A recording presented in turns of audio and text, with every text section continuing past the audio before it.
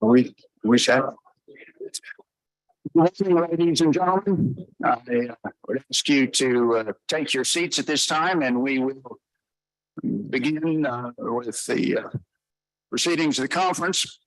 I am Vice President Brad Johnson, of the Montana Public Service Commission. I want to thank all of you for taking time out of your very busy schedules to be here with us for what I hope is going to be a very productive day and a half dialogue. My old friend Conrad Burns, a former U.S. Senator here, that for those of you who don't know, Conrad would say to me when I was getting ready to make a speech, he'd say, Brad, remember that the worst way in the world for somebody to die is to be talked to death, so keep it brief.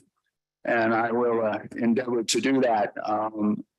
I just want to speak briefly to I guess my hopes and expectations of what I believe will be the first of a number of conferences addressing this issue of resource adequacy.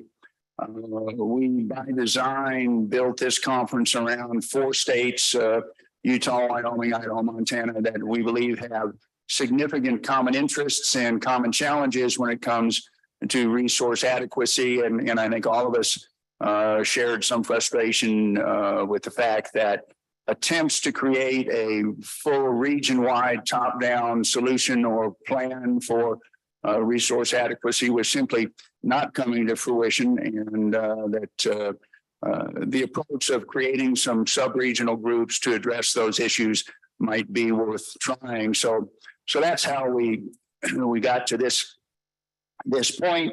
I would suggest to you that the conversations through this day and a half hopefully will be very frank and candid. I think that is critically important, that we really understand where each of us are coming from. That means there may well be some disagreement along the way, which I like to suggest is okay. I tell folks that there's only one politician in the entire country that I agree with 100% of the time, and he's talking to you now, and sometimes he's wrong.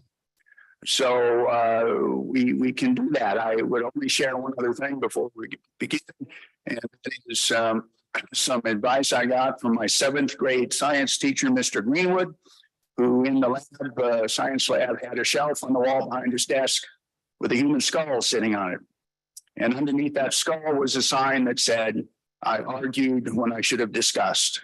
So we are here to discuss, not to argue, and I am very much looking forward to the conversations that come forward, and finally would say that I encourage all of you to be keeping in mind the idea of this being not a standalone event, but rather the first of a series of conferences to identify issues and then begin formulating solutions and plans to address those issues that are specific to the 4 states that are represented here today. So I really do hope that by the time we have adjourned tomorrow afternoon, it will be in a position from which we're looking forward to a second get together.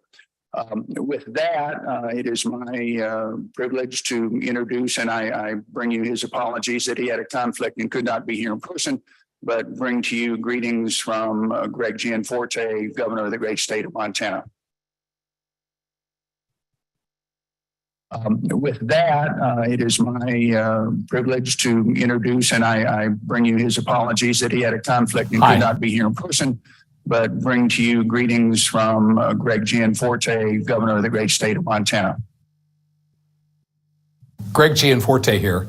Thanks for the opportunity to extend a warm Montana welcome as you gather to discuss resource. Apologies that he had a conflict and could not be here in person, but bring to you greetings from Greg Gianforte, Governor of the great state of Montana.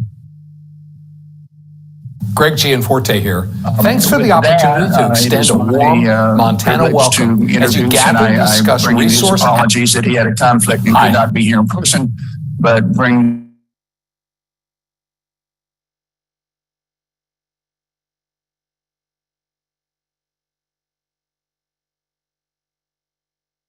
Just proves once again that technology is a wonderful thing until it isn't.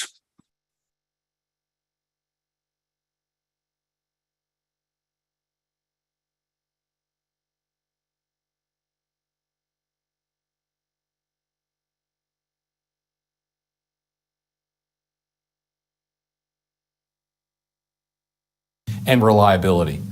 I especially want to thank Commissioner Danley for making the trip from Washington to Helena to share your expertise. Here in the Treasure State, we're blessed with abundant and diverse energy resources, from coal and natural gas to hydro, wind, and solar. We can responsibly develop these resources while protecting our environment. They're not mutually exclusive. But for too long, unnecessary red tape has stood in the way. As governor, I'm focused on removing that burdensome and unnecessary red tape. With a predictable regulatory environment, we hope to attract innovators to risk their capital, create more jobs, conserve the environment, and further set Montana apart as a supplier of energy. Over the last year, we've seen energy shortages around the world and prices climb as a result. While these energy crises have different causes, they highlight the importance of a reliable supply of energy. Energy isn't a luxury in Montana, it's a necessity. Each year, harsh winter weather conditions remind us of a need for reliable energy supply, and that's best achieved through an all-of-the-above approach to energy. Our families depend on it. When harsh weather does come, we're fortunate to have hardworking men and women out there to restore power and keep Montanans safe and warm. To all of these folks, thank you for the work you do. And thank you, all of you, for your work to build a more secure energy future for Montana. I look forward to continuing to work with you. My door's always open. God bless you, and God bless Montana.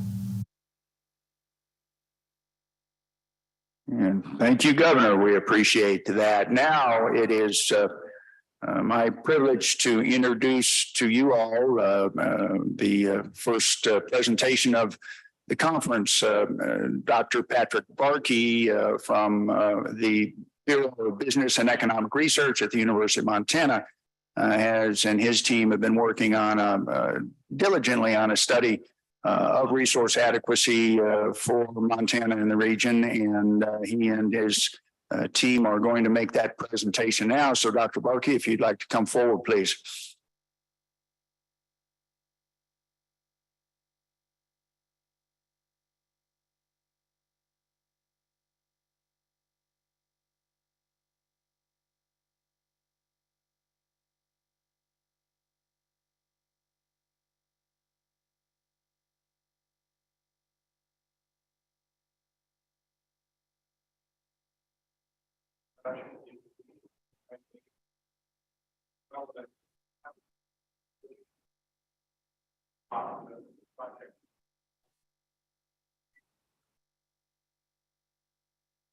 There we go. Sorry. I'll introduce my colleague, Pete Larson, in just a second. But I want to get right to the content of what we're doing. And as I do that, I will say that actually this content is intended for a broader audience than is what is in this room. This is a project called the Montana Electricity Reliability Initiative, which is born out of the observation of those of us who are researching and knowledgeable about some of these issues involved, that the audience of people who have a stake in the outcome of all the energy planning decisions going forward are too many of them are not informed as to what the state of affairs is today and what the direction of some of the important trends is. So our intention in this project is actually to talk about these issues and expand people's understanding so that more people can be actively involved that have a stake in the game. So let me just start out with a couple introductory comments and turn it over to Pete. And I guess I'll also be the litmus test for the clicker. So that's me. I'm a director of the Bureau of Business and Economic Research.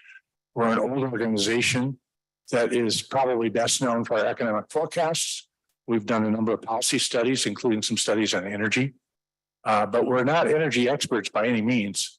And I feel a little bit humbled to be in this room and looking around and talking about some of these issues.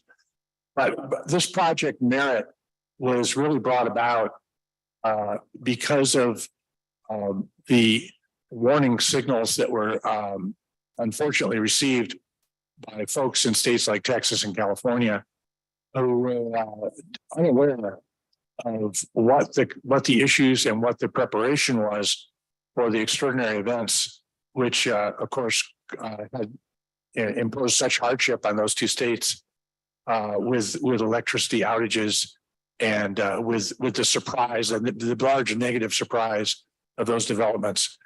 And of course, our concern is that the highly capitalized nature of the energy industry and the requirement that any resource plans be closely integrated with existing assets necessitates a longer horizon to fix some of the problems. So obviously, I say obviously, I feel like everything I'm saying is obvious to those in this room, but the time is now to really get ahead of some of these problems here in Montana. So this project is really takes a different point of view. It's the point of view of the economy. So the economy requires reliable, reasonably priced, responsibly produced electricity. Without it, we become very primitive very quickly. And so from the perspective of the economy, what needs to be done here in Montana? We are talking about Montana in this project. That's the perspective. But clearly, this is a situation where the connections to our neighboring states at this conference are very tight. A couple of things about this project. This is a independent, fresh look. So this is an attempt to look at the issues of electricity reliability in a decade and a half ahead with a new eye. So our objective is to share our insights to a lay audience. We do some things that are different, and they've provided some insights and also some challenges, as Pete Larson will describe in a second. And that is that we're taking a statewide perspective. So when you look across the entire state of Montana, there's entities that are regulated by the PSC, and there's many that are not. We have many load serving entities across the state, large and small. The cooperatives, the federal government, the investor-owned utilities, et cetera. So what we're attempting to do, because we're taking this economy-wide perspective, we're not analyzing Northwestern Energy or Flathead Electric. We're analyzing the state of Montana, which of course is a political definition. It's not necessarily a system definition. But nonetheless, from the point of view of the state and the political leadership of the state, it's the important frame of reference. So we take a statewide perspective. We also are using publicly available data. We're independent. We're not getting data from the companies that they're showing us. And of course, the data sets out there are very rich, as you know. So our objective is to make this wider audience aware of the issues so that we can all be more engaged in the important debates. So with that, I think I'll tell you a little bit about the project itself. We will be publishing 4 reports, and they are reports dealing with number one. Since it is concerned with reliability of electricity, we're talking about resource adequacy, of course. We want to evaluate the future of electric demand. That's not just making a forecast, that's also thinking about things that could upset any forecast, including new things like electric vehicles or a push for electrification, as well as other things that are well understood. We're also going to have a report evaluating the future of Montana's electric supply, both in transmission and generation. A third report will look at the challenges existing and emerging, the threats to our system, and the fourth is try to put together an integrated, not a plan, but integrate a series of observations and exploring options that would meet some of these targets shown in this little Venn diagram here in terms of the goals that, from the point of view of the economy, we would like to see met in terms of adequacy, responsibility, costs, and reliability. So that's the intro. Now we get to the real meat of it, and so it's my pleasure to introduce Pete Larson. Pete is serves currently as a research fellow at the UM Bureau of Business Economic Research. He's also been, he's had a fairly decent length career now, working as now leader of the electricity markets and policy at Lawrence Berkeley Labs. Pete is kind of ahead of his time. He worked remote before remote was cool. And he's been based in Helena now for quite a number of years, but has access to some amazing resources. So Pete, I'm just going to turn it over to you and let you get into the meat of the presentation. Yeah, thanks, Pat, and thanks for inviting us here today. So in the interest of time, I want to leave, plenty of time for if there are questions at the end, but also I want to leave plenty of time for our distinguished panelists later today. So I'm going to go fast. I would encourage you to button yourselves down, buckle your seatbelts. We're going to go fairly quick through this, and I think the presentation will be available after this meeting. So definitely take a look. Each graphic we show here really tells a story in and of itself. So we're going to be talking about a number of different things ranging from demand and supply. So one of the things we've done is we've compared Montana against a region that goes a little bit broader than the regions that are represented here today. We include Idaho and Washington as well. But these graphics here show basically the costs that residential, commercial, industrial customers spend on electricity every year going back the last 12 years. The black dashed line is Montana. And so the takeaway from this specific slide is, believe it or not, Montana consumers spend a little bit less on electricity relative to our neighbors in this 6-state region that we're looking at. And so you can kind of see where we stand, and the range in gray is the range of the other states in our region. So consumers in Montana typically spend a little bit less on electricity per month or per year than our neighbors. Interestingly, we have a lot of data at Lawrence Berkeley National Lab on power disruptions. Utilities are required to file reliability statistics every year. We've been collecting reliability statistics before DOE required the collection. And so I'm able to go back in time quite a ways and look at, what's reliability like in Montana. And it turns out that the count of power disruptions for a typical customer, there's roughly 1 to 2 per year. So a typical customer experiences 1 to 2 power interruptions per year. And then if you look at the total minutes that customers are without power, you can see it's roughly in the order of a couple hours. So a typical customer, 1 or 2 interruptions a year, without power for a couple hours a year.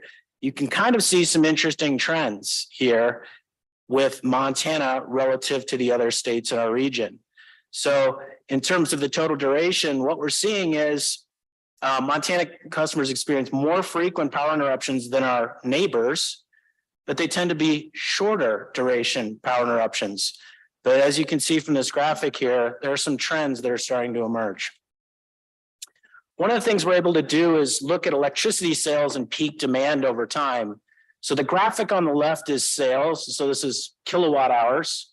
And it's all the different customer classes, commercial, residential, industrial, and then you see the sort of all customers is the red line on the left graphic. Sales are increasing across Montana, and this has been going on for more than a decade. If you look at peak demand, so this is the time of year when demand is highest for electricity. Again, we're seeing increases in peak demand. So not only are sales of electricity increasing over time, but the demand at the peak hour of the day or the peak hour of year is increasing over time. This has important implications for resource adequacy. One of the things we do in our papers is we explore the drivers of demand. What are the things that drive demand for electricity? And Pat, has been studying the Montana economy for a long time. Economic factors drive demand for electricity. That's pretty obvious to everyone in this room. So real GDP, gross domestic product, has been increasing over time. And of course, you read about this in the news, Montana's population is increasing over time. Another interesting driver of demand, and this is true for a number of different states, Montana is no exception, are the number of electric vehicles. The more EVs you have out there, the more electricity demand. And so this graphic shows electric vehicle registrations in Montana. It's nearing exponential growth. Now it's relative to a much larger number, which are, gas fired vehicles. But it's important to note that EVs are increasing quite rapidly in Montana. So the registrations now are in the 2,500 EVs in Montana. It's a small number, but it's growing very rapidly. Another thing that drives demand, which in this case drives demand lower, is participation in energy efficiency programs and renewable energy installed behind the meter. So if you have a home and you have solar, that would be, a net energy meter. You've installed solar behind the meter. That means you're demanding less electricity from the utility. And so as you can see on the graph on the left, this bar chart, this is net energy meters. So it's a proxy for customer cited renewable energy growing very consistently across Montana. And, my neighborhood, a couple miles from here, every neighbor around me has solar on their roof now. Energy efficiency program savings is a little bit less of a trend there. It sort of ebbs and flows every few years. And you can see for all customers kind of went up in the early 2000s range and then came back down and went back up again. What we are seeing is a significant increase in commercial energy efficiency savings, but interestingly, residential seems to be dropping off. When you talk about resource adequacy, another thing that's really important is participation in demand side management programs to try to achieve savings when there's peak demand. So that day in the summer when everybody's running their air conditioner, or that 40 below day in the winter when everybody's, using electricity, having the ability to reduce demand on the fly, demand response, and have energy efficiency reduce the peak is really important. And you can see a trend of growth over the last 5 or 6 years, especially with demand response potential. So what this tells us is some customers and the utilities are starting to recognize that we may have some issues in the future and we need to install more demand response potential. Interestingly, if you look at the top of this graph, that dashed black line, we are well below the national average. So the national average is in the neighborhood of 6% of peak savings occur through these programs, and Montana is roughly half of that. So we're below the national average when it comes to participation in demand side management programs. So when you start to look into the future, and we just made some simple linear trend lines, we expect sales to increase for residential customers and industrial customers, and maybe kind of hold steady for commercial customers. So that's sales of electricity. But the peak demand issue is where the action is at. And we expect peak demand both in the winter and summer to continue to grow. And this has important implications for Montana's electricity system, and more importantly, Montana's economy, which relies on the electricity system. All right, so now we're going to focus on some supply side issues. So electricity generated by Montana's power plants is decreasing, and there's little new capacity of utility scale generation being built. So the graph on the left is generation. So that's megawatt hours. That's output from power plants. The black area is coal, and then you got hydro, and you can see all the different resources. This is a cool graph because you can actually see units. It's interesting graph. You can see units 1 and 2 of Colstrip actually be retired in 2020. You can see the drop in the black line there. That's Colstrip's unit 1 and 2 coming offline. On the right is the actual nameplate capacity, and you can see the drop in the capacity on coal there too. But you can see, if you look at the trends here, generation is decreasing and capacity is more or less staying the same. Tells an interesting story. We like these graphics quite a bit. They're a bit complicated to explain, but I'll do my best. So some resources provide very little supply during times of peak demand. So that day in the summer, when electricity demand is the highest, or that day in the winter when it's 45 below zero and blowing, these types of units, each unit type, whether it's hydro or coal or gas, they're either offline or they're online, or they're not necessarily providing their full potential. And so as you can see in the map on the left, The size of the circles represents the amount of capacity that the plant provides Montana. And you can see Colstrip there, fairly large circle. And you see all the hydros up in the northwest part of the state. On the right hand, we look during those peak hours of the year over time. And what we see is during the peak hour, the coal-fired power plants are roughly providing 3/4 of their capacity. The hydro units are roughly providing about half their capacity, and the gas units about 1/3 or less. And we talked to John Hines at Northwestern about this gas question, and he told us, well, the gas units are really important for system stability. They're providing important ancillary services during these times of peak demand. And you can see wind over on the right. You know, when the wind is blowing isn't necessarily the same time when the peak electricity is occurring on the grid. So when we look at the integrated resource plans filed by the IOUs, the investor-owned utilities, you know, the utilities are saying we have some resource needs in the future if we're going to meet demand, both in terms of sales and peak demand. And so we can, you know, plot out what are the utilities putting out in their resource plans for new resources in the future. And it turns out that, you know, utilities are pitching, you know, a natural gas unit in the coming year or two. We've got some battery storage, unspecified PPA. That means power purchase agreement. It means they're hoping to get the power from somewhere and pay for it through a contract. So it's very interesting, especially we have an unknown date. So this is something that you know, folks should pay attention to. We have unknown date and unknown resources. Independent power producers are proposing a significant amount of new capacity, but their past proposals are often withdrawn. And I have to give a shout out to my colleague Joe Rand at Lawrence Berkeley National Lab. He's been leading our work on interconnection queues. And it turns out independent power producers are coming to a number of your states, including Montana, Utah, and saying, hey, we'd like to build, you know, a new wind turbine or a utility scale solar or a new natural gas unit. When they sign up for an interconnection queue, they say, hey, we want to connect to the grid and deliver this power. And it turns out, if you look at the table on the right, courtesy of my colleague, more than 3/4 of the time, those power in interconnection queues are withdrawn. They're basically saying, we've had enough, we're out. So you hear a lot in the news about building wind and solar, but a lot of times these resources never materialize for a number of reasons, including red tape in terms of access to transmission. This is an interesting graph we made. This shows the region's coal-fired generation retirement schedule. So we looked at the U.S. Energy Information Administration data, and if there was a retirement year in that data, we recorded it.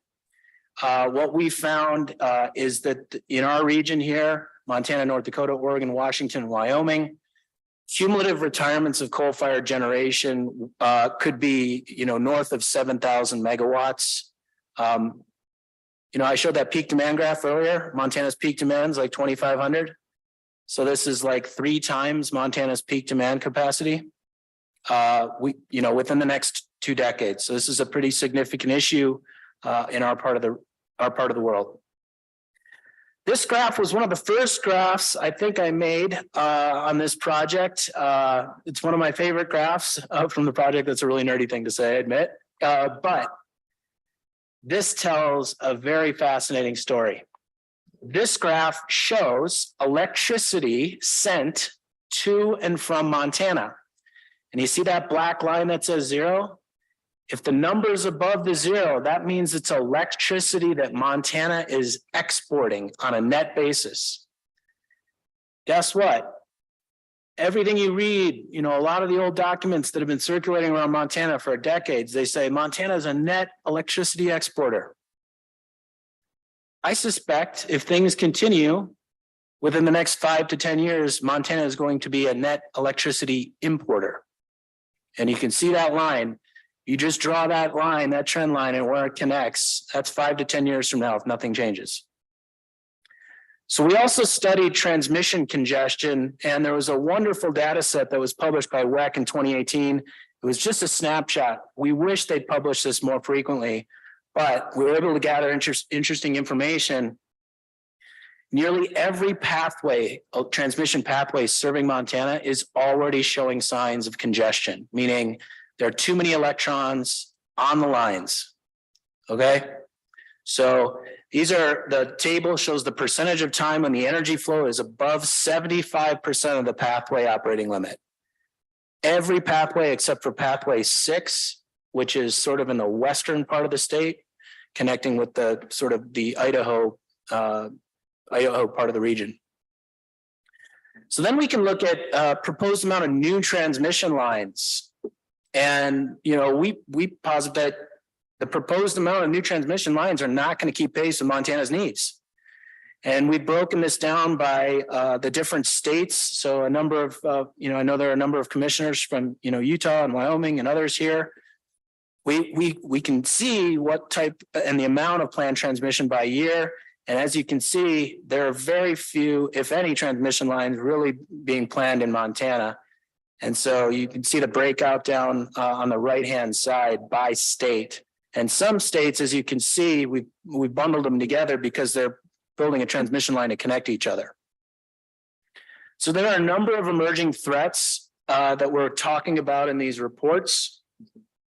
First, and this is no surprise to all of you in the West, drought conditions reduce hydroelectric capabilities and capacities. What's happening in the Southwest, people should be paying attention to that. And I'm not saying that because I have friends and relatives in the Southwest. I'm saying that because what happens in the Southwest impacts us up here as well.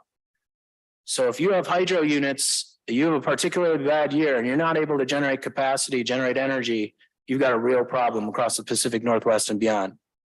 The graphic on the right is burn likelihood in transmission lines. Every day in the summer, it's a rare summer if you don't smell smoke here in Helena. And they were burning just on the hillside behind my house last night, preventative burning. So there are transmission lines that intersect these wildland urban interfaces. They're at risk. And if a transmission line goes down, you've got problems.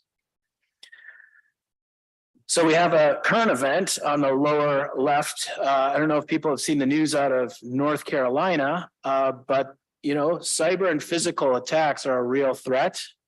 We wrote about this in our paper, draft paper. And then earlier this week, I don't know when it happened, but sometime in the last week, someone took shots at a substation and took out power to 50,000 people in Duke service territory. There are a few examples of vandalism that have occurred in Montana. I don't know of any examples of sabotage, but this is a real threat. And so how do you harden the grid? How do you protect the grid to ensure that customers have reliable power when they need it? And then this is courtesy of a NERC report from 2022. This is a graphic, a map from the report, electricity shortage risk. And as you can see, the MISO, the Midwest ISO, and parts of Louisiana, very high risk to electricity shortages. Guess what? The entire Western interconnection is elevated. So purchasing power from regional markets, I just showed the fact that we're not building a lot of new capacity, demand's going up, the transmission lines are congested. And if you purchase power from regional markets, it increases the risk of high electricity prices. And so I was able to plot electricity prices over time. On the left is Montana Dakota's trading zone. So this would be kind of the eastern interface. This would be way east, where MDU interfaces the east, parts of the eastern interconnection. Winter Storm Uri, which was the Texas winter storm, guess what? MDU observed spikes in the electricity prices as far north as North Dakota from that event in Texas. And that's that spike you see on the left graph. On the right graph, this is the daily prices at the Mid-Columbia wholesale market, where a lot of our power is priced if we're buying off the market. And you see, quote unquote, different pricing events that have happened. And if we're exposed to these prices, customers will have to pay.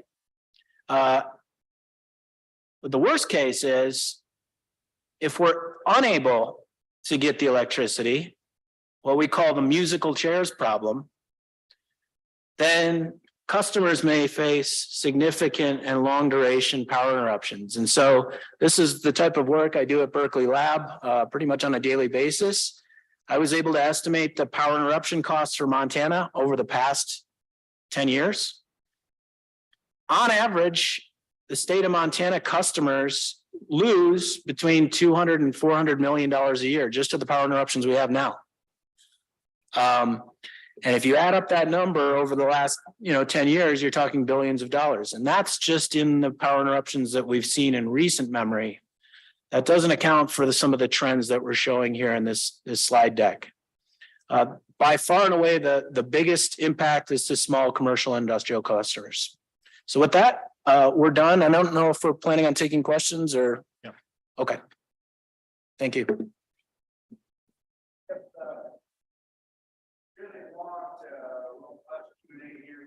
We left a lot of time for that. We'll be kind of unstructured for that. Just come on up to the podium here and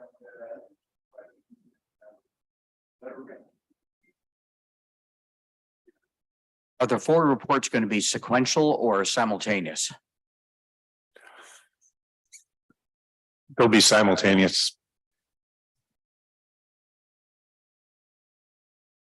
Randy Pinocci, Public Service Commissioner, District 1. So in my district, just down the road from me, we have Gibson Reservoir, which was designed to have a turbine, but was never installed. Greenfield Irrigation District would like to put that turbine in. We just raised the rates $92 million a few days ago. They tell me that a lot of that has to do with when we do not produce enough electricity in Montana and we have to bring it in, we can pay 10 times more for it than when we produce it in state. MDU is looking to raise rates a record amount. I think that's going to be before us here pretty soon. So I've asked the legislature to come up with money to install that turbine. Greenfield Irrigation says that they will pay that money back. The Sun River goes from Augusta through Fort Shaw, Sims, Sun River into Great Falls and floods about every 10 or 11 years, causing millions of dollars of damage and disruption. They say if that turbine's put in, we will stop all flooding because we can control the level of the dam, which right now we cannot. Also, that has become a floodplain where all the homeowners and property owners can't build. FEMA won't allow us to. I've lived there for 50 years and I can't build on my land. Now, if this dam gets the turbine, we can push the floodplain back and allow people to build again and stop the flooding while we produce electricity.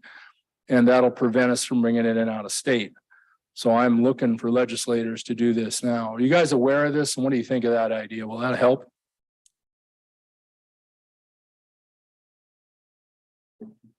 Yeah, so we haven't been tracking specific projects per se, because this is a kind of more of a statewide analysis. Having said that, hydroelectric power is a renewable resource. It's got a long history here in Montana. I think, and I'm speaking on my own personal opinion here, there's a project, I can't remember if it's Antelope Butte, but there are projects that are combining, pump storage hydro with wind. So they're using wind, and the Sun River Augusta area is obviously famous for wind. That area, if you can get wind, you use turbines to basically pump up water up into the dam and then release it during times when the market needs it. Those types of resources, if I don't know the specifics of your specific project, but if you can get resources like that they provide incredible flexibility. It's like a huge battery. So I don't know the specifics of your project, but hydro has a long history here, has a potential of continuing to provide, clean, reliable electricity throughout Montana. And some of these new configurations like this, I think it's Antelope Butte, they're innovative because they're basically creating a huge battery where the wind turbines pump up the dam and you release the electricity when the market needs it. So be happy to talk to you more offline about that specific project you're describing. Well, Gibson Reservoir feeds the Sun River. And the 50 years I've been there, that river has always flowed.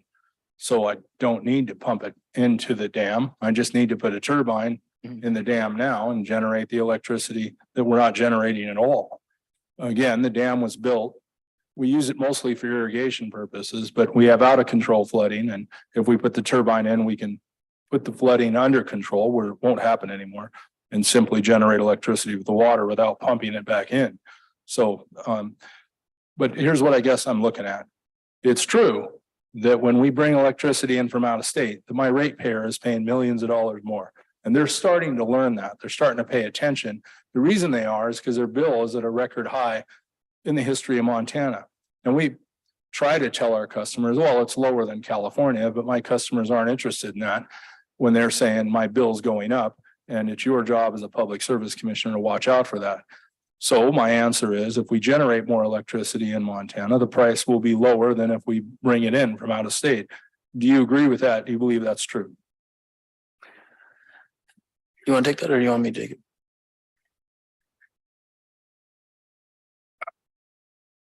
I guess my response to that would be, that's something that you're much more knowledgeable about. We're taking the perspective of the economy, not the ratepayers, not the companies. So I'm not dodging your question. I think your points you raise are super relevant and they fit into this analysis very well. But from the perspective of the economy and the nature of this project, we took an independent look at resource adequacy in the coming decade. We looked at officially filed plans, right, of which that particular turbine is not one of them. It's not in there. And Pete laid it out in a couple of breaths of air very simply, is that we have rising demand, we have declining resources, and we have increased exposure to regional markets. So from the perspective of the economy, projects like the ones you're describing are needed.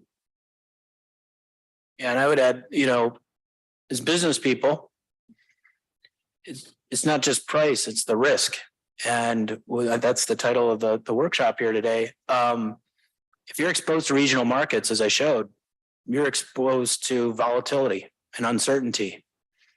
And if you're a business person, things that kill businesses are uncertainty, risk that can materialize because you're relying on a market that may or may not have power.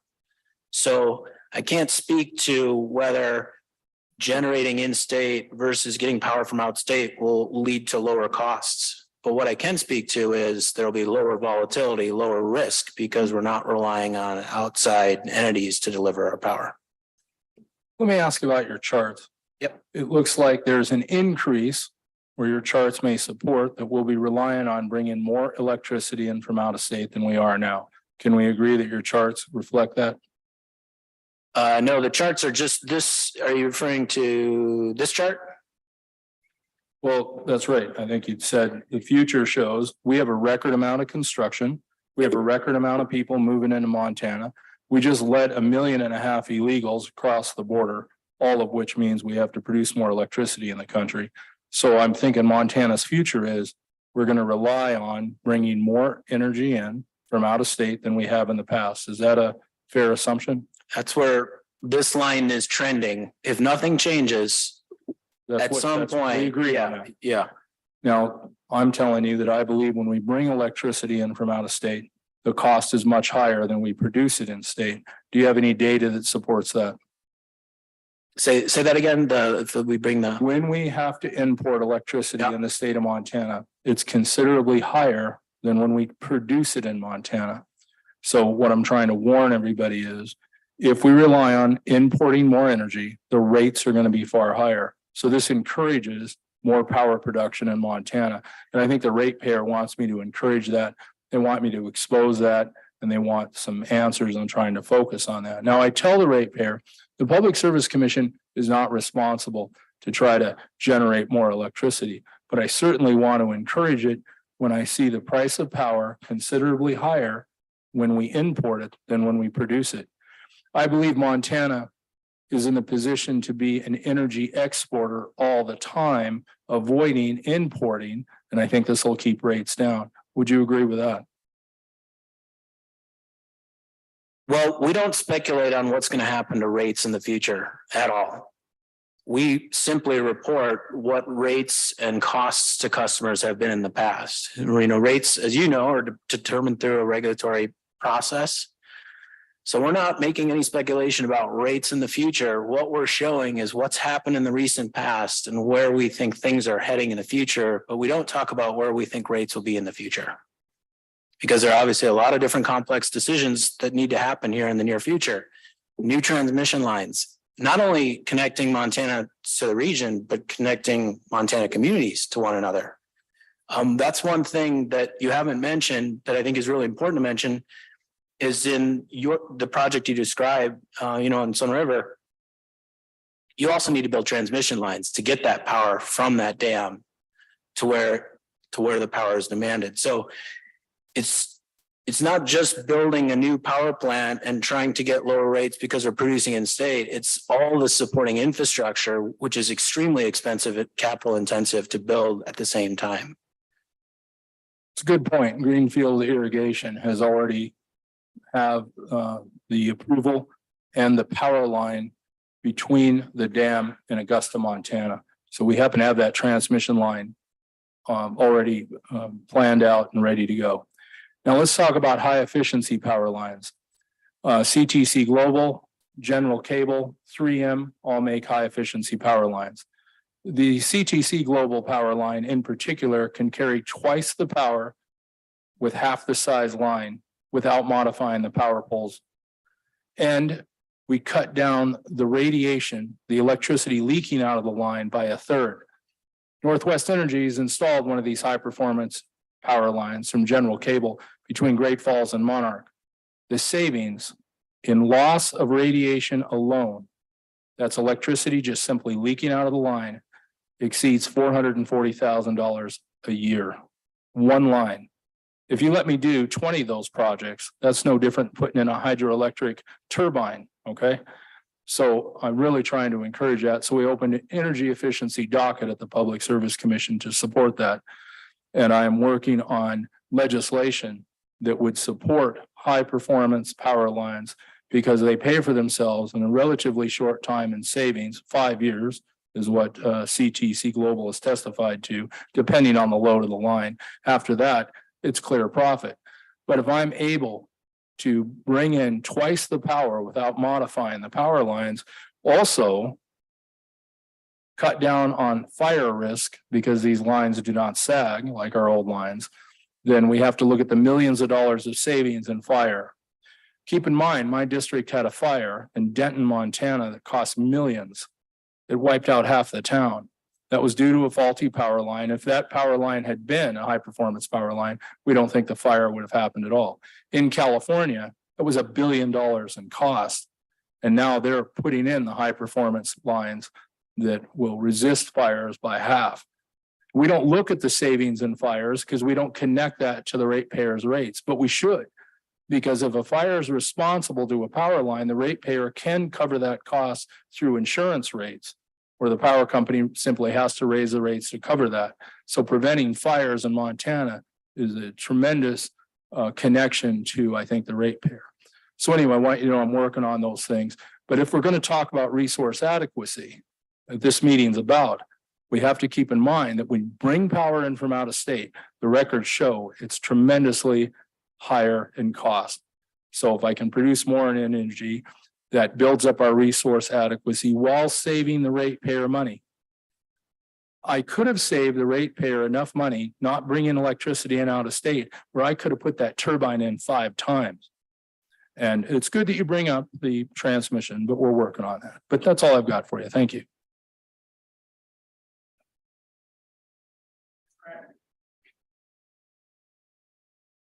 Thanks, gentlemen. Jeff Ackerman with the Center for the New Energy Economy.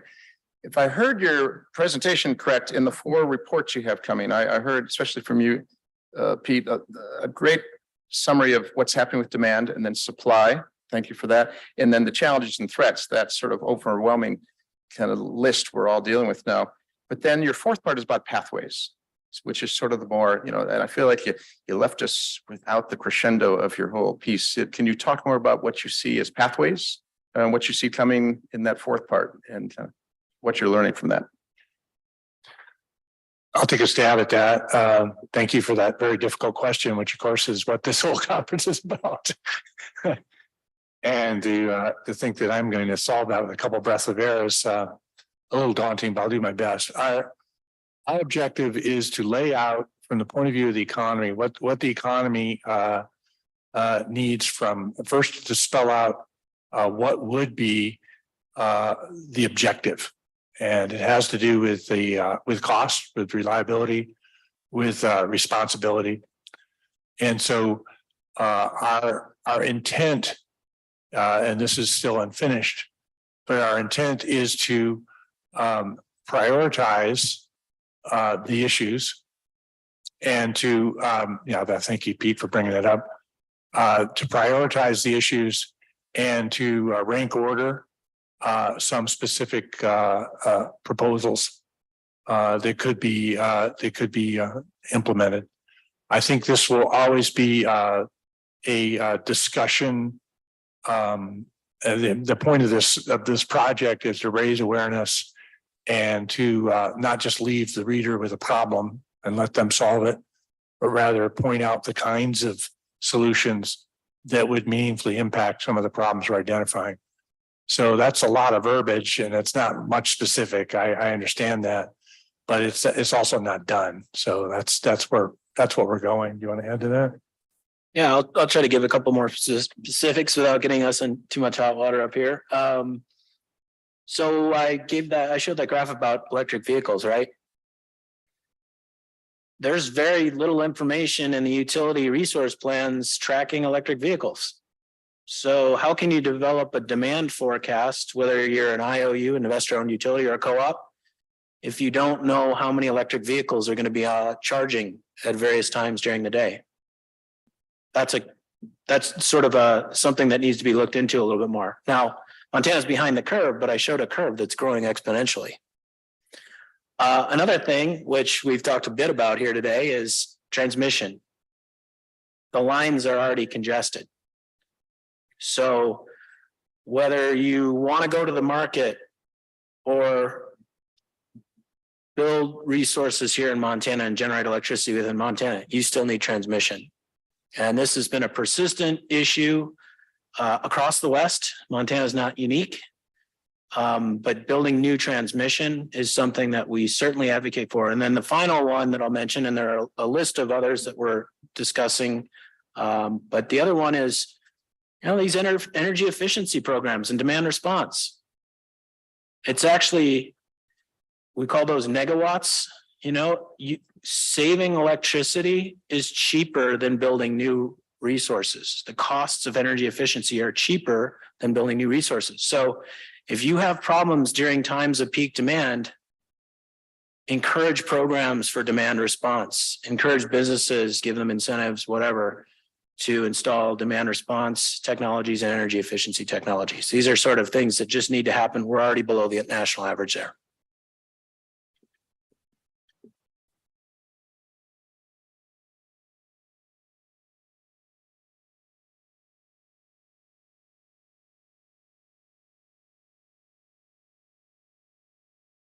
Hello, thank you both. Diego Ribas, Northwest Energy Coalition. I think your last statement that you just made answers a lot of the question that I had. But a comment first, I thought I appreciated your bringing up the demand side, not just in the presentation generally, but noticing it up front. I think a lot of times in these resource adequacy conversations, we quickly jump to that, should we build or should we import? Should we build, import? And we forget that demand side, right? We forget the other half of the equation, which is major. So, Northwest Power and Conservation Council has a lot of information looking backwards on amount of money saved, billions of dollars, I think $3 billion ratepayers are paying less every year due to energy efficiency investments. Obviously, that has a huge impact on the economy, right? Going forward, or just from your thoughts now, or do you have any plans on, what the impact to the economy would be if we kind of continue our, as you showed, kind of low participation, low energy savings, no demand response versus all build, and what what kind of impact that would have on the economy and, just this idea that no matter what your goal is for the electricity grid or energy services, be it cost, reliability, decarbonization, whatever those are, resource adequacy, the demand side plays a big part of that. So, if how we translate that into economic savings, is that something you look at going forward or any of your thoughts around that? That'd be great. Thank you. Yeah, I'll take one perspective on that, and that is demand side management and response, load response. You see, I'm tripping over the terminology because I'm not a professional in this field, is only one aspect of demand. The other side of demand is the demand that comes from the economy, the demand that comes from emerging technologies. So I'm not pushing back on what you said at all. I'm simply pointing out that there's a lot of wild cards in demand that have not yet been played, and they could be played in either way. Like, everything from electrification plans, the federal government's plan to ambitiously expand the number of electric charging stations across the country, and technology adoption. We didn't talk about climate. We talk about climate quite a bit in the paper, talking about hotter summers, more implementation of air conditioning. There's a lot of very specific things we could get into, but if I could just characterize it just in one way, it would be to say, there's a lot of opportunities that have been left on the table, as you mentioned, in Montana that should be vigorously pursued in terms of trying to manage our load a little better. But there are also some things out there that aren't as easily managed, but have important implications for adequacy.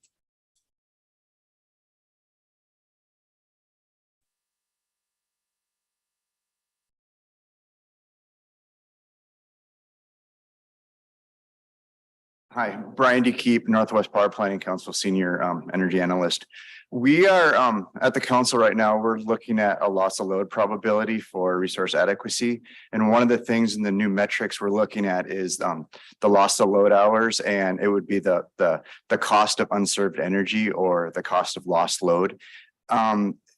Looking at the economic cost of that, we get a lot of pushback from stakeholders within the region looking at that number. Is this something that you guys have looked at or something you may look at in the future? Are you referring to like the cost of power interruptions?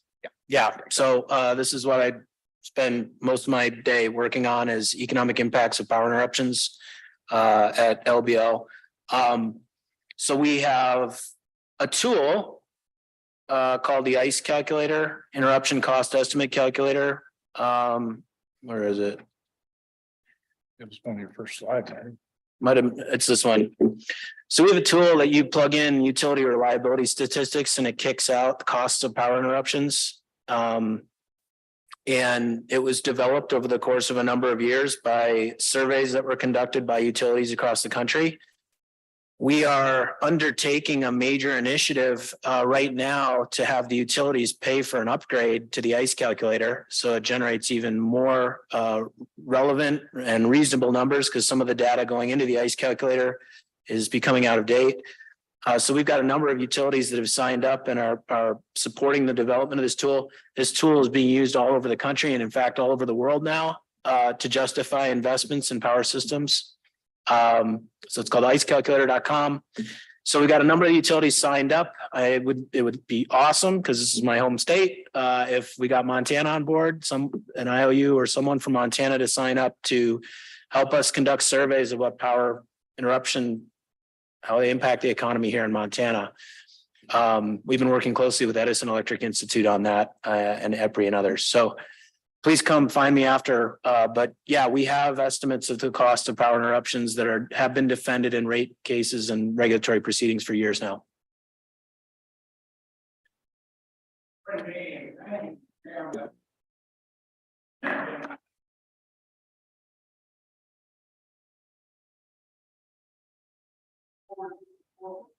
And I would anticipate having an opportunity to come together again to discuss aspects of those, because I think they're going to be very inviting. With that, we are scheduled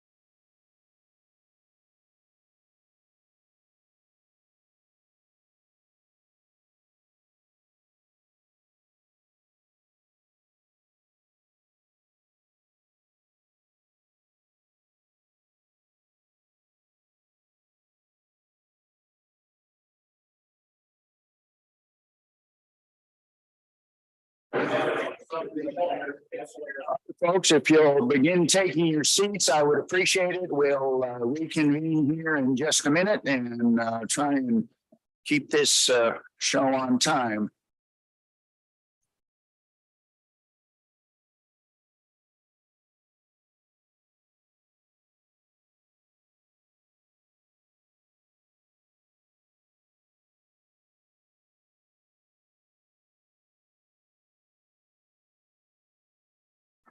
Mr. Lloyd, being that you're a state employee, would you run out and see if you could do a little herding for us?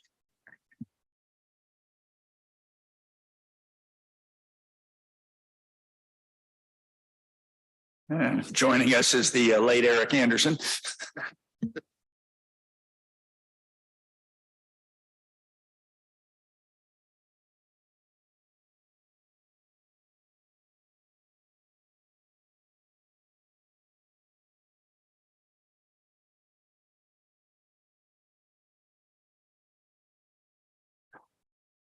All right, we will begin. This is our commissioner panel. I am really pleased to have with us former Commissioner Jeff Ackerman from Colorado.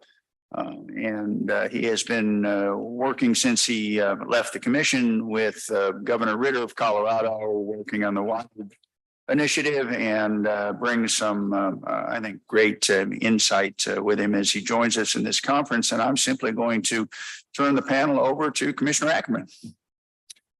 Thank you, Commissioner Johnson. It's a pleasure to be here. I thank you all for your participation. I thank you for the opportunity to be with you as a former commissioner, engaging with some of my fellow colleagues. We have 90 minutes in front of us to have a dialogue now, and I'll set the tone for that and spend a few minutes on that.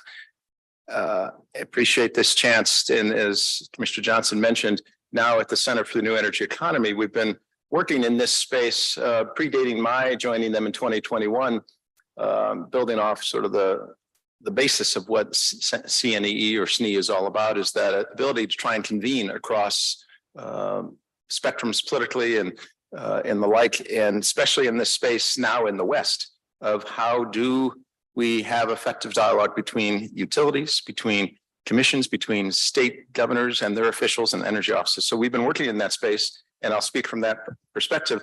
But I think to set the context, I'll go back to what Brad mentioned in his opening remarks, in that realization that what comes behind this, and I think it's important to keep that in this frame, that there's a pursuit here of kind of based upon common interests, if not common frustrations.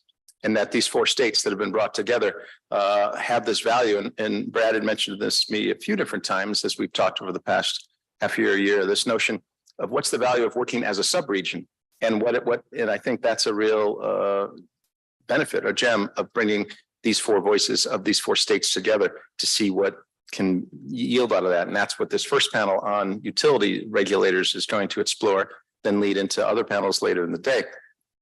In that context, what you're going to see here then is I have a very distinguished set of folks here that when you start with Commissioner Johnson, Vice Chair Johnson, whichever title, Brad, Cowboy Brad, whatever, is that, you know, not only as a multi-term commissioner, but a former Secretary of State, former official with his Republican Party here. And so a distinguished career there he brings into this vantage point. And then you also have next to him, you have the chair of the Wyoming Public Service Commission, you have Chris Petrie.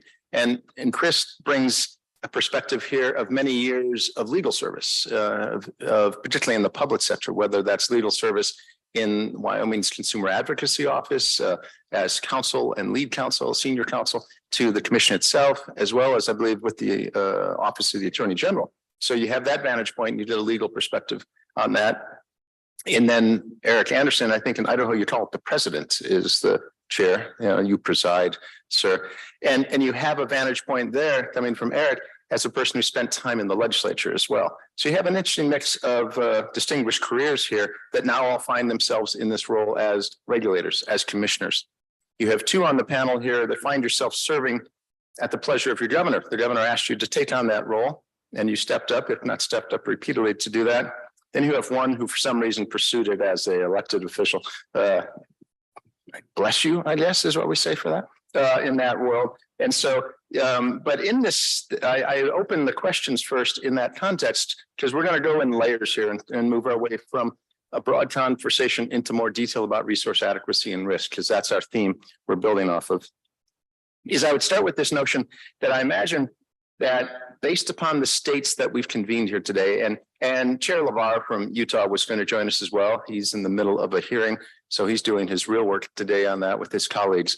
But he appreciates the dialogue and looks forward to, we've been keeping him in the loop on our background work. And I think he looks forward to being part of the ongoing work in this space with his colleagues. But I would start with this point that, you know, based on sort of the political leanings of your states, that all of you now wear a title of some form or fashion as a regulator. And it makes me think about that quote that came, I think, in President Reagan's second term, if not before, where he said something to the effect of, he summed up government by saying, if it moves, tax it. If it keeps moving, regulate it. And if it stops moving, subsidize it. And that's now 40 plus years ago almost, was that frame of art. And President Reagan did many things in his 2 terms, but he set a tone for the country in that aspect, whether you were aligned with that or not. The reality is it set a tone for who we are as a people, as a country yet today. And I just ask you then, so we start this discussion by providing a broad perspective first on your role in regulating electric utilities, wearing this role as regulator, which is often the last person invited to the party, to see how does your role, how you see your role as a regulator, and then building on that, how you see that changing as the industry changes. And we'll just go down the line. I'm going to start with you, Brad, if I could. Thank you, Jeff. I tell folks all the time when we talk about the responsibilities of the Montana Public Service Commission that we ought to talk about things that we are not. And that is by virtue of our charge under Montana statute. We are not an economic development agency. That is not our role. We are not an environmental protection agency. That is not our role. We do not have that authority. We are not a policy maker. We are a policy applier. The men and women who are going to be meeting in this building for the next 90 days are the ones who have to chart that direction for us. And as I point out, we get asked all the time why we don't do this and we don't do that. And my response is that because we are tightly confined by what I call that pesky dang thing called the law. So it's important that we understand those constraints on what the commission does. Having said that, I think this commission, and I want to make clear, I'm not presuming to speak on behalf of the commission today. I'm speaking only on my behalf. But I think if you were to talk to the other 4 commissioners, they would agree that under our system, a private sector corporation exists for one reason, and that is to make money for its investors and shareholders. The utilities we regulate are private sector corporations with that goal in mind and the part of their management. Now, in a non-monopoly setting, market forces provide constraints and controls over how those corporations in fact conduct themselves. But we're dealing with a monopoly situation here. So it's the role of this commission to be an economic regulator and to the best of our ability serve as a proxy to those market forces that when all is said and done result in a utility that is healthy financially, but providing services that are affordable, reliable, and sustainable to their customers. Thanks. Chair Petrie. Chris. Thank you. And you might have to hit your button at the bottom of your mic there. Thank you. All right, I got it. Well, that sounds very familiar. We have traditionally and still do view ourselves at the commission. I guess I should give I'm one commissioner disclaimer. So if I go out of bounds as far as any of my colleagues on the Wyoming Commission are concerned, you'll all understand that I'm telling you how it is from my point of view. We're an economic regulator. We are, and we tell everybody that we encounter, our job is to see that there are safe, adequate, and reliable utility services available throughout Wyoming at just and reasonable rates. And that is perhaps becoming one of the grossest oversimplifications that a person can utter as a commissioner. It sounds great. Everybody's familiar with it, but it is in this age of grid transformation, concerns about climate change that are viewed in different ways across the region, resulting in different actions, different charting of the future. It is becoming anything but a simple task to do that. We do not consider ourselves a policy generating entity, the Public Service Commission. That's not what we have always we've never really understood that to be our job. But there is a lot of policy change, a lot of policy movement, a lot of execution on policy in the air in the region. And that has inescapably become part of our world, where we are trying to achieve a success with safe, adequate, and reliable service at just and reasonable rates, while all of the parts are moving everywhere around us. And parts are moving drastically in Wyoming as well. Wyoming has a very pronounced energy exporting economy, with energy being essentially the basis of the Wyoming economy, with tourism coming in second, followed by agriculture and on down the line. When things are changing and when there is uncertainty in the energy sector, and particularly electricity, that creates a lot of policy activity, a lot of policy discussion. And while we are not the policy maker, we are definitely involved, because it is the state agency that has the most extensive history, the most experience, and the most expertise in interacting with and as we do, economically regulating electricity. Wyoming, of course, I mentioned that it's a large energy exporting state. One aspect of our energy exportation is electricity. So there is approximately 2/3 of the energy produced, or the electricity produced in Wyoming, is exported.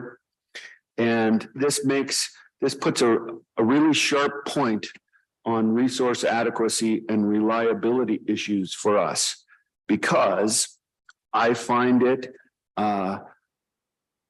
likely an impossibility to sufficiently explain to any electricity customers in Wyoming why it is that we have always produced a vast surplus of electricity within Wyoming and exported a great deal of that. If there is any shortfall in adequacy or reliability, to explain that this has occurred and your rates have gone up. And we've explained that that is because of the need for new construction of resources.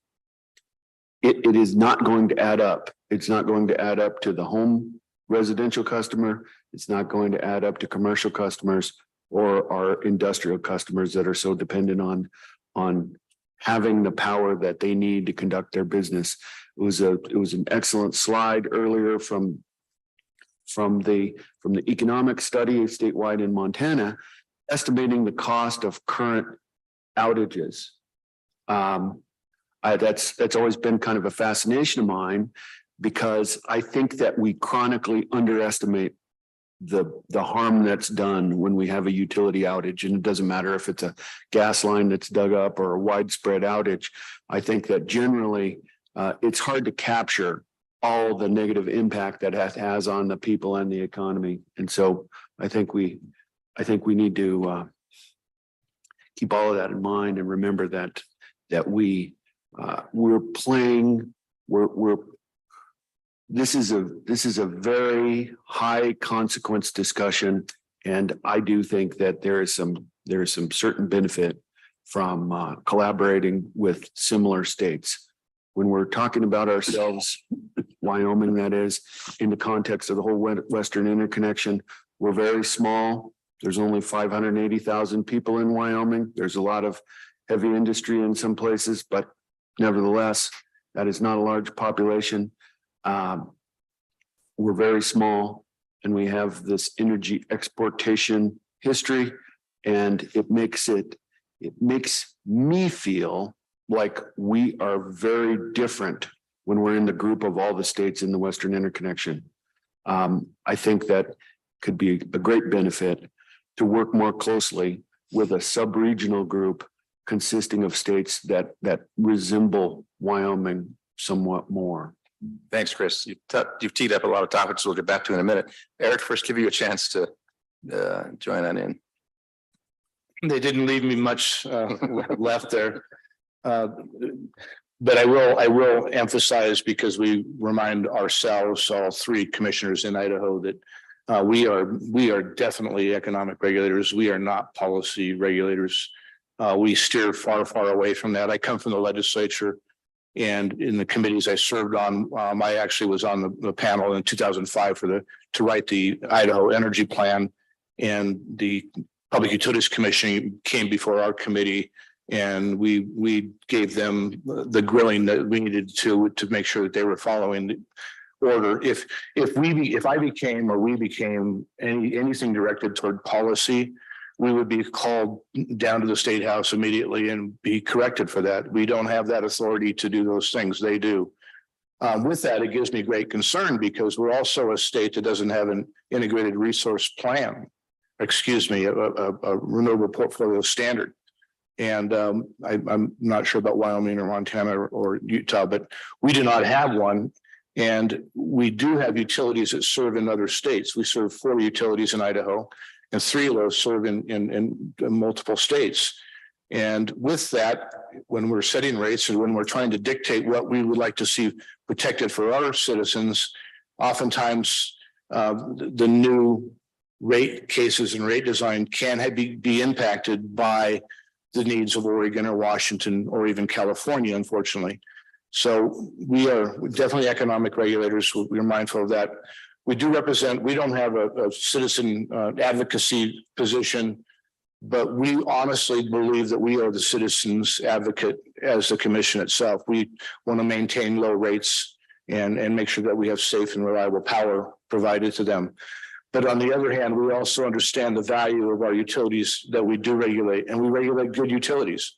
I say that with all honesty and without any ill intent to anybody, but our utilities need to be protected with our decisions so that they can always maintain a good bond rating when they're borrowing money to build projects.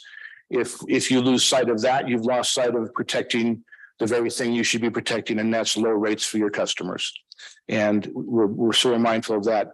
I won't go on to too much more. I'll let Jeff go ahead and ask some more questions, but I agree. This is one of our commonalities that we have. The importance of this meeting is that this is a common thing that we all agree upon.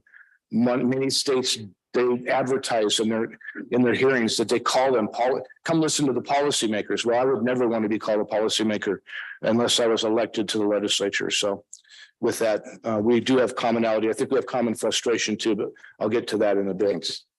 Thanks, all 3 of you. Just to summarize, I think it's clear we hear from all 3 of you that notion of playing the role of economic regulator. We hear that notion of being a policy implementer, not a policy maker, and that policy is anchored in safe, adequate, reliable, and just and reasonable as your kind of touchstones for doing regulation. I think I also pick up on that what commissions bring is a profound history, expertise, experience in this space that is getting more complex and starts with the fact that there are numerous relationships going on here. Brad, I remember you talking through NARUC, through our national association, that work of between commissioners and legislators and how to build a better relationship there, because they need that. At the same time, we're always trying to figure out the right relationship between commissions and the folks that regulate. And so what I think I just heard Eric speaking to and others, that utilities merit the opportunity to do the work they're asked to do and need to be given the freedom to do it. But then there's also a relationship between each other that we'll get to a little bit in other states and that responsibility. Let's pivot off of that in terms of relationships and that role you play as regulators and implementers to resource adequacy and to risk, which is the theme here. And you take that frame of that term of resource adequacy, which in a lot of ways it just anchors itself, because there's a lot of permutations on that now. And we have programs being built around resource adequacy, which is great to see. The nature of this, the world we work in is getting more complex, but the heart of it is supply and demand. It's how do you watch, and not that you are in charge of supply and demand, but you assure that the folks delivering electricity are matching supply and demand every hour, every minute of every day kind of thing. Not most of the time. And to the presentation this morning, you know, outages are a thing that we try to avoid. But so that is the core essence, and it is legitimately becoming more complex. I think that's a theme, and that's what brings us all together here.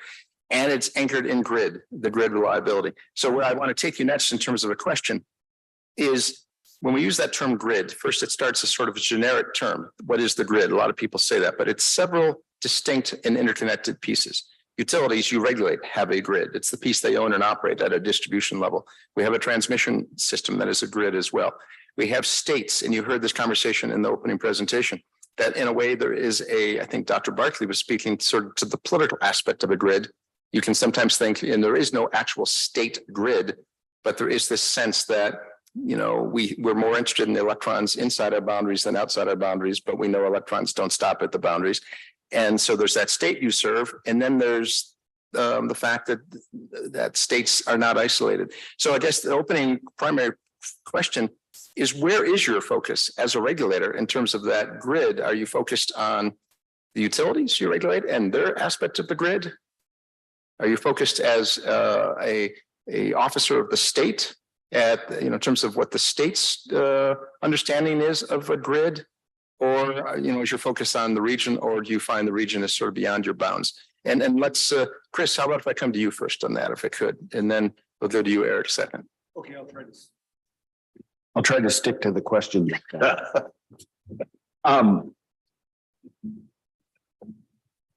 I believe that our primary focus is on the aspects of the system that are operated, owned, controlled by the utilities that we regulate. That is our natural primary focus.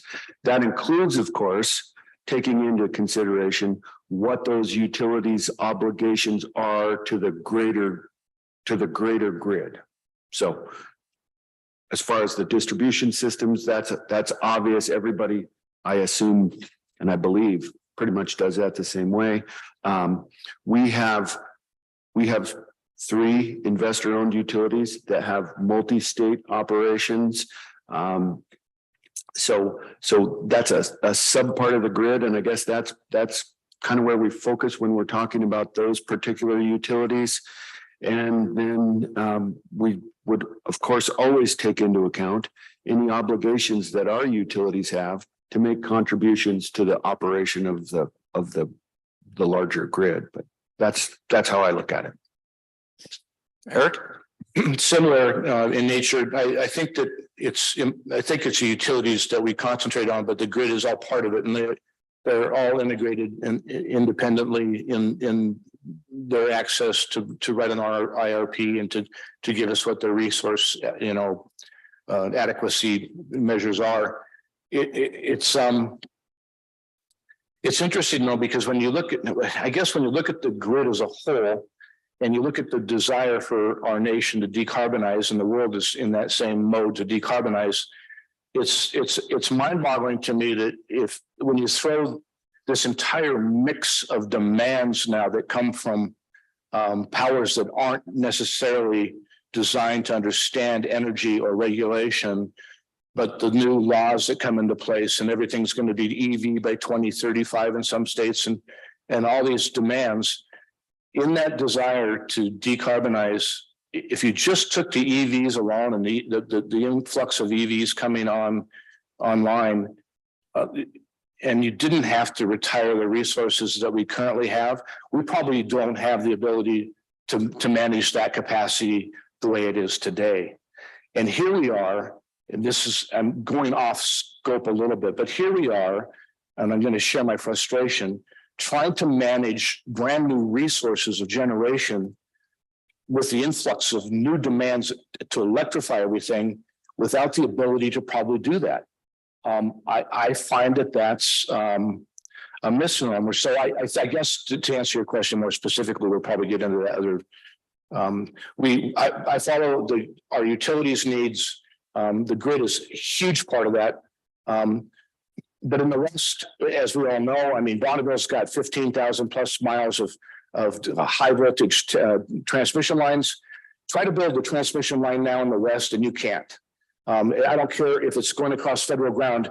You simply are not going to meet the goals of the NEPA challenges in any short period of time. We're going to be over consumed with the capacities of our current lines. So we've got a lot of things. So grid's valuable to me. Grid does matter. We've been fighting in Idaho to build transmission for many, many years, and we're simply just not getting there. We're getting some done, but not enough to meet this new load. I know I went off script there. Sorry about that. Yeah. You're fine. Thank you. Brad? Well, I think like Wyoming and Idaho, certainly our primary focus would have to be on the grid that is under the control of the utilities that we regulate. I think that's just common sense, but I think there is an increasing awareness and maybe sense of frustration that there is a much greater interdependency with regard to those elements of the grid that are controlled in other jurisdictions that we have nothing to say about. We don't know today the details of what neighboring states are planning on, and unless we make an effort to go and search out their IRPs. I think we're probably looking at, in some fashion, at a real need to see a much greater level of cooperation in terms of the states when this group of states when it comes to that whole planning process. What we plan could very well be impacted or impact plans from other states. Parts and pieces could fit together differently depending on who's doing what with development of new generating assets, et cetera. So while we certainly are focused on what's going on with regard to our regulated utilities grids, we certainly are trying to keep an eye out, if you will, for what's going on, especially with the other three states that are represented here, because I think the potential to build some meaningful cooperative efforts there going forward is very real. Thanks. And Brad, you touched right there on the notion, and I want to put a pin in this and come back to it in a few minutes about planning process and as regulators where you engage in planning. I want to come back to that. But first, Eric, I'm coming your way in terms of based on what we've talked about so far, as we've kind of gone into your role and how you see the nature of being a regulator. And then we talked about sort of how you see where you focus on the grid regarding resource adequacy. Obviously, when Brad and colleagues put this conference together, they added the word risk to this. They said resource adequacy and risk. So you are, I presume, as you sit on the bench, as you preside on dockets, whether responding to dockets or initiating dockets, risk is an increasing factor of what you're looking at. Talk a bit, starting with you, Eric, about risk, about how you see risk in the context of resource adequacy, and where do you engage with that risk, and kind of the other side of that, the sort of shadow side of what are the risks you see that you feel like you don't have any handle on? Because I heard that from you, Eric, already, that notion of demands coming at you that you have no preparation for, and capacity of generation going off, again, feeling that you don't have control over, sounds like a risk. Dive into a bit more for me, what the risks you see and how you engage with that. And then we'll take this into time horizon after that as to what you see coming in the next 7 to 10 years. Thank you, Jeff. I think that the risk, the primary risk is that we're dealing with is watching the retirement of so many of our dispatchable resources. And how do you backfill that? And believe me, it's not just high voltage transmission, it's transmission that has to go to remote areas, and then it's new distribution that compounds that. And it's absolutely impossible to separate costs from the resource adequacy. You know, there's two ways I look at resource adequacy. One is the physical adequacy, and that's the ability to meet load. I'm very worried about the risk of meeting load going forward. I don't want to, I speak for myself. I didn't give that disclaimer that my colleagues did, but I speak for myself. I'm not speaking for the commission. But I don't want to become a net importer of power into Idaho. Idaho has so many natural resources and the ability to provide so much for its own population that I simply do not want to become a net importer. And there's a risk to me in that, because if we talked about what was talked about earlier, the other side of that physical risk would be the economic adequacy, then that's to try to make sure that keep rates low. We have a nuclear plant that is being designed. It's a NuScale plant. I come from the co-op world. I was there 20 years as a co-op director. I represented the state of Idaho on the National Board of Co-ops at one time in my life. And I'll tell you, NuScale is a wonderful product, but the risk of seeing new products come online, the original notations were $50 a megawatt, then it's gone to 55. Well, today it's $100 a megawatt. That's a risk to my customers that I don't know how do we overcome that? How do we avoid that additional cost? To me, those are the things I'm watching closely. Of course, we already talked about transmission. The push for everything renewable is a new dynamic. And I just don't know how when I build my portfolio for my finances for retirement, I like to have a very diverse portfolio. The risk of not doing that is that if something fails, I may go broke. If you don't have a very dynamic portfolio in your state for the powers that are being provided for generation, if it's all limited to wind, solar, or a battery, or perhaps a modular nuclear somewhere, that's not a very broad portfolio to have for protecting your customers. The risks are huge in that capacity. So I'll turn it over. No, thanks. Coming around to you, Brad. To begin with, I think we need to recognize the fact that this concept of risk is not something that can be encapsulated in a single concept. The fact of the matter is the different potential risks that we face with regard to resource adequacy come in all sorts of different forms and from different quarters. My gosh, who'd have thought that somebody, I think it was North Carolina, was going to take out their high power rifle and take out a substation, putting 35,000 or whatever folks out of electricity. We need to understand that this kind of continuum of potential risk goes all the way from one end where, look, when we've done everything we can in terms of load balancing and moving available capacity around, and done everything we can in terms of demand response, and demand still exceeds capacity, there's one tool left in the box, and that's shed load, period. There's not anything else we can do. And that's the question is, in that scenario, how much for how long, and what is that outage going to cost?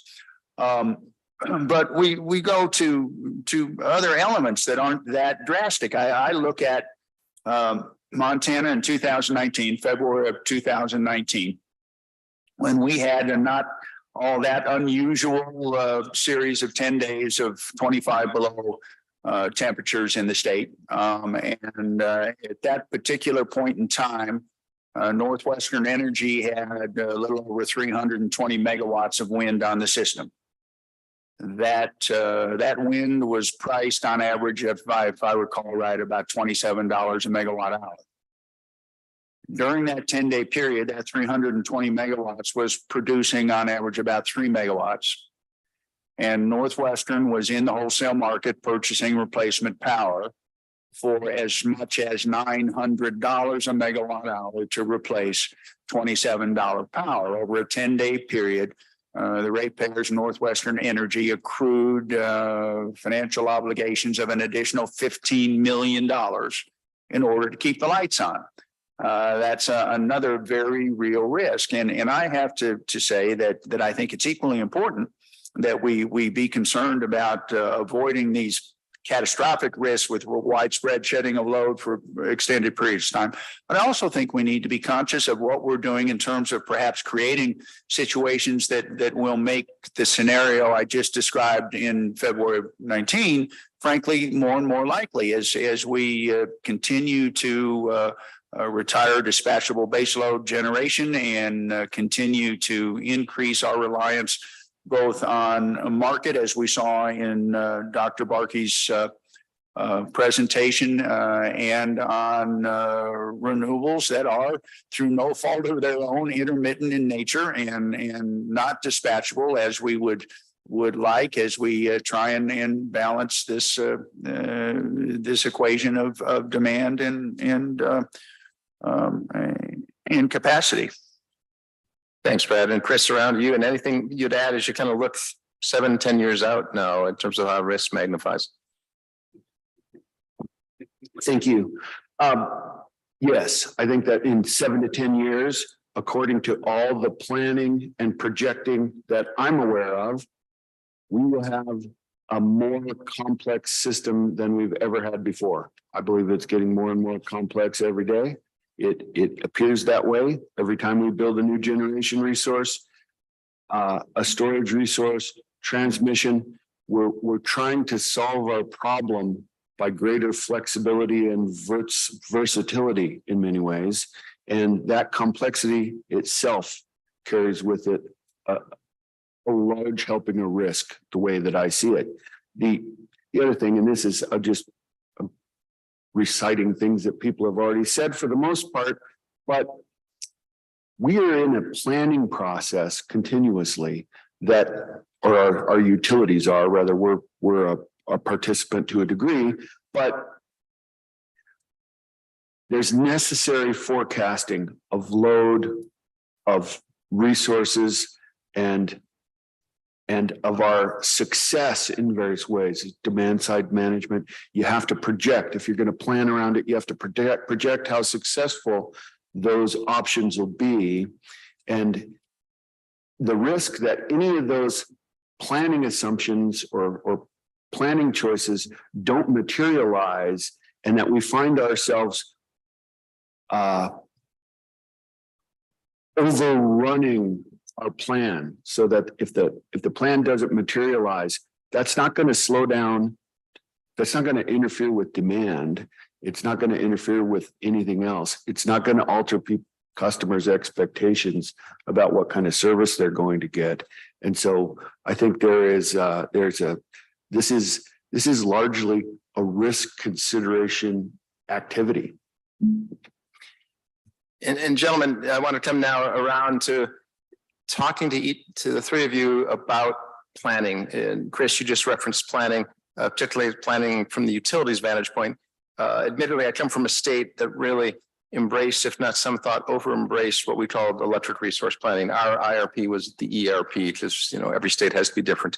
And so in that process, which was very engaging and had a lot of citizen intervening participation, which some people have pros and cons about who has control and what are you directing your utility to do at the end of the day.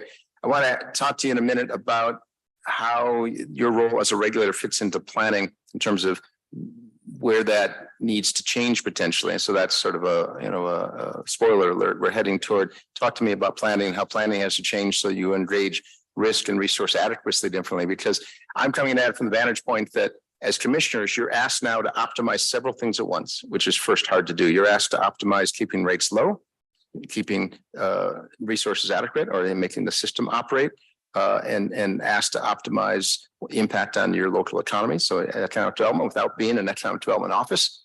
And then at the same time, you're asked to factor in increasing amount of complexity and uncertainty. You don't know what the future price of of fuels is going to be. You don't know what load is going to do and how you respond to load or what your neighbors are going to do.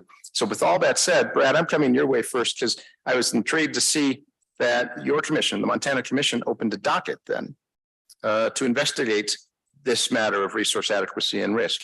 And I was intrigued as I read the notice of the docket and opportunity for comment. Several things come in there, and I want to spend some time with all three of you, but starting with Montana, talking about what I read in your opening order in terms of some questions in there. Because first off, toward the end of the first page of that order, it says the commission's concerned that this approach being your rules and how you regulate the planning process, falls short of an accurate evaluation of resource adequacy and of risk.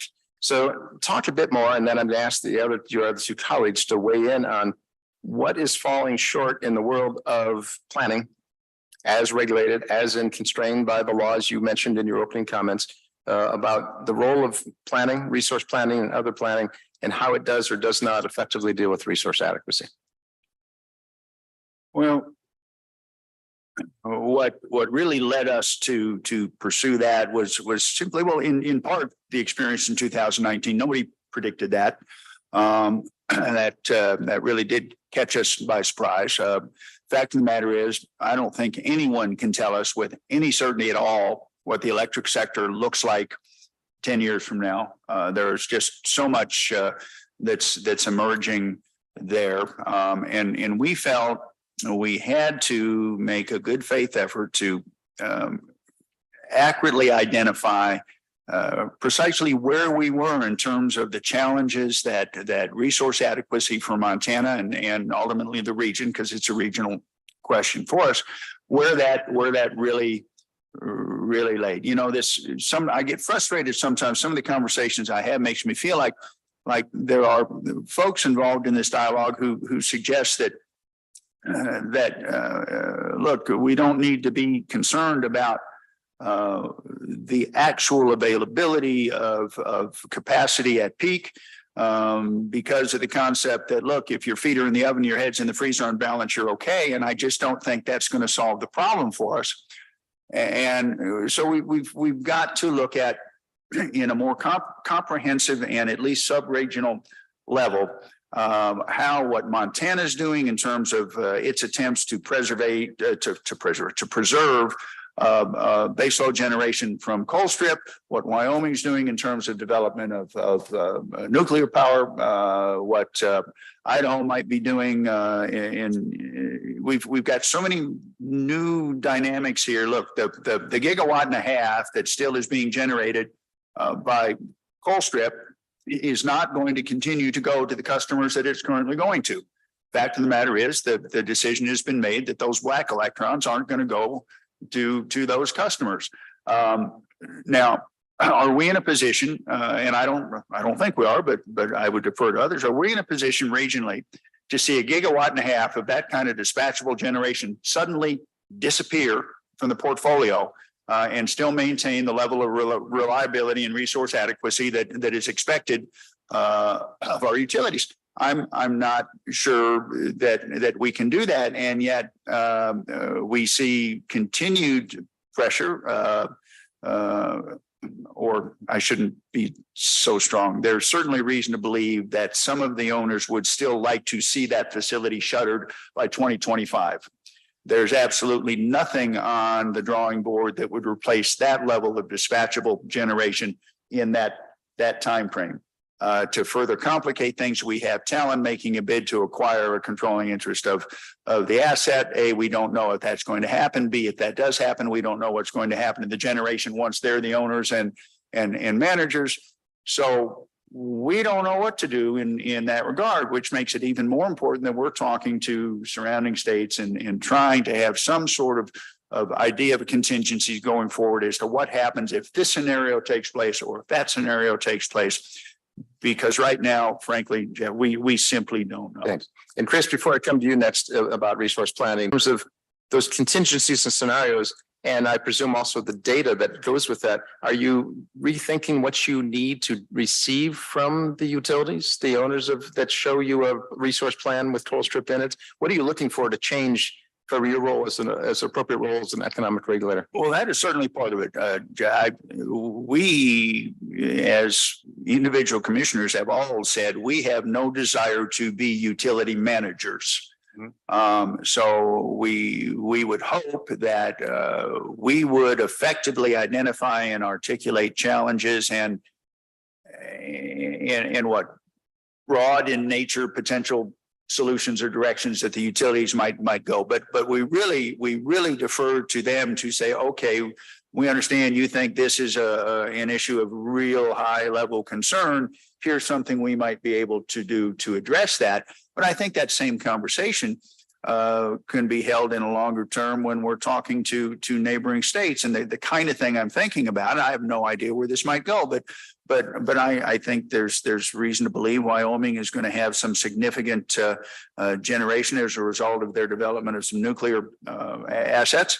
I am hopeful that the potential exists to, within a relatively reasonable period of time, retrofit 3 and 4 with small modular reactors so that we could preserve that generation.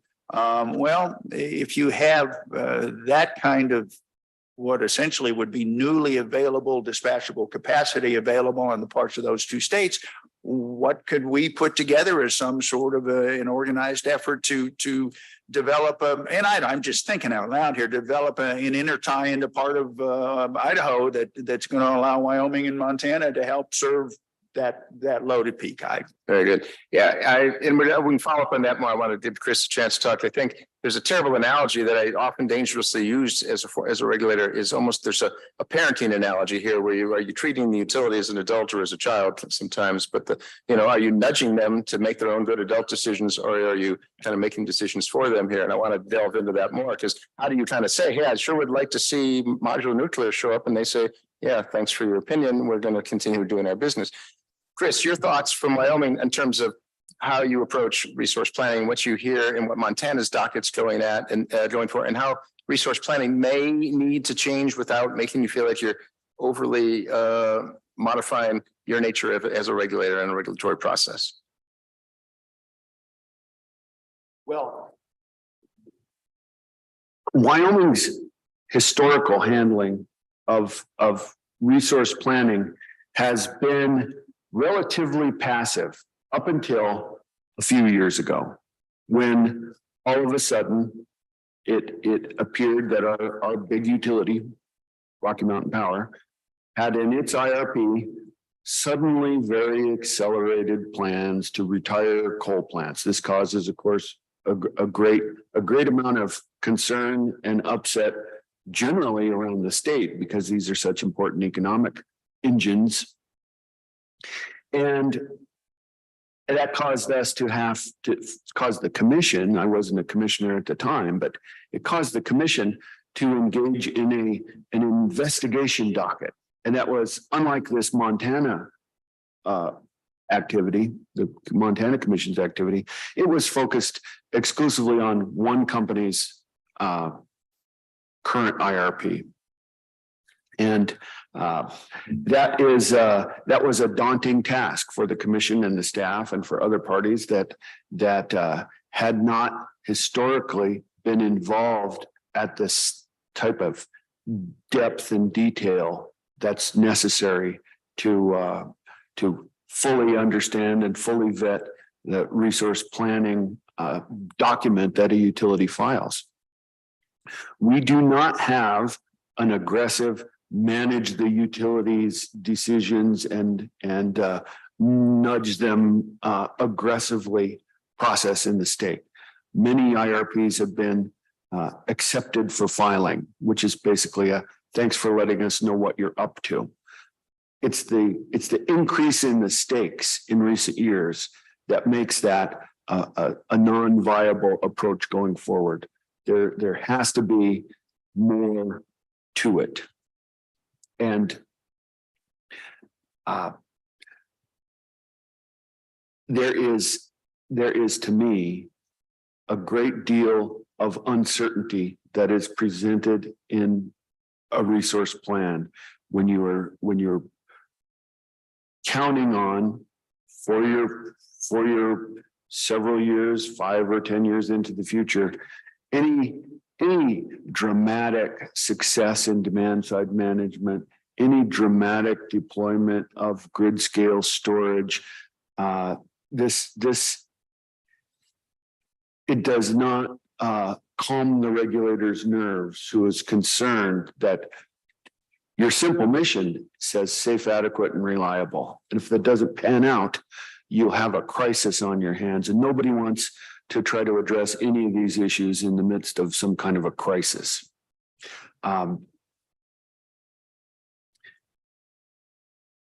There has also recently emerged for us a much more clear policy vision and direction that includes nuclear generation, which Wyoming has never had any nuclear generation with the exception of a NORAD radar installation in the early 60s, I guess. But we don't have any utility nuclear plants in the state. And the other big policy angle is that Wyoming's legislature has instructed us to explore very thoroughly the potential for carbon capture installations on coal power plants in the state. Their focus here is very much, they've defined a term, reliable, dispatchable, low carbon power. So we understand that our situation is you may reduce carbon emissions, but you're not to be doing it at the expense of adequacy and reliability. We're specifically having it pointed out to us that we need to maintain the type of reliability, and we saw the SAIDI and SAIFI numbers earlier. We are not to be producing lesser results in that sense. So the planning process has to take adequate account of that. We must avoid any deterioration in the quality of the service that people in Wyoming get. Thanks. Yeah, so planning definitely is, feeling the pressure to change. Eric, I want to steer you in a slightly different direction because you talked earlier about EVs and that EV demand. We heard Dr. Larson mention that in the opening presentation as one of the uncertainties. And you also represent a state whose portfolio, I think, is substantially different than your neighboring states. So you look at this, you don't feel those same pressures of oh my God, our fossil generation is under duress economically, politically, and otherwise, but you have other concerns. So how are you looking at that impacting your role in resource planning in terms of those uncertainties of new demand and how you work with your own? And you mentioned earlier your desire to not be a net importer. Thanks for steering me in a different direction. Even though I got to comment about But feel free to go wherever you want. my anticipation and my hope that carbon capture is a solution. I mean, listen, the whole world is out talking about new technology. We have to have new technology for everything that's going to be happening. Well, what in the world is wrong with new technology for carbon capture? If we develop something, the problem that I see more than anything else, it doesn't seem like we have a very robust IRP analysis to our staff. We have meetings, they talk to the utilities. It's very well coordinated. But when it comes to the commissioners, we don't approve an IRP. We acknowledge that the IRP has been given to us.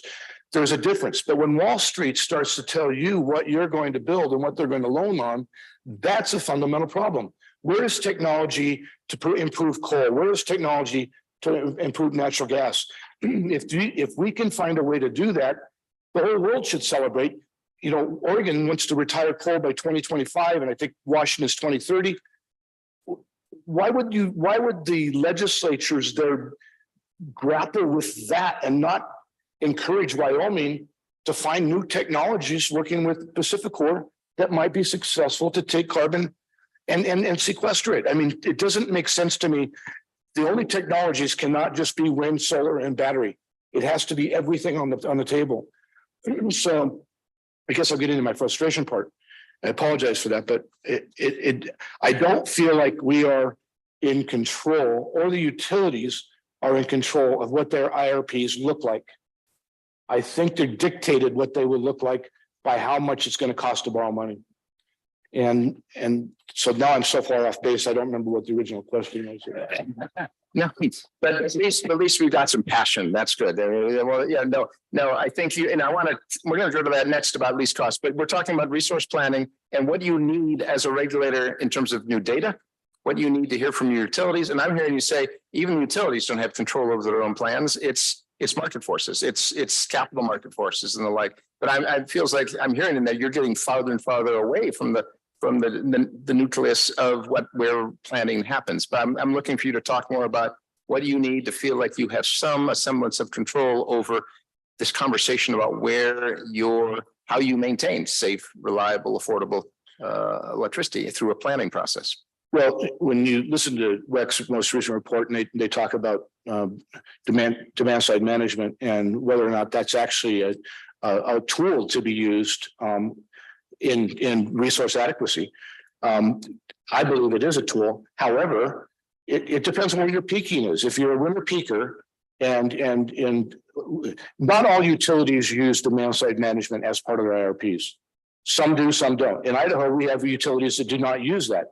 If you live in Spokane, Washington, and it's going to be 7 degrees tomorrow morning, you're not going to take your thermostat from 68 to 58 to try to manage that. You simply aren't going to do that. It's a different story if you live in California or somewhere in the warmer states, where if you have to go from 68 to 78, you could take a shirt off or whatever. I mean, there is a big difference about how people participate in that. So I'm not going to ask my utilities to use demand side management as a specific tool if it doesn't make sense. We are all becoming winter and summer peakers. That's another thing that really is not being addressed completely, but we are becoming that. You look at the development of the larger ISOs and the CAISO being the only ISO on the West Coast, their needs are entirely different today than they were even 5 years ago. And it's not just the move of the market to go to renewables, it's the move of the market. If you can mandate somebody to participate in demand side management, it will never happen in Idaho. Idaho would never allow a demand like that. Idaho is too independent. Our legislature would have something to say about that. So I think that I think it's complex. I think once again, I lost my train of thought on this. I apologize. You better move on to one of the other.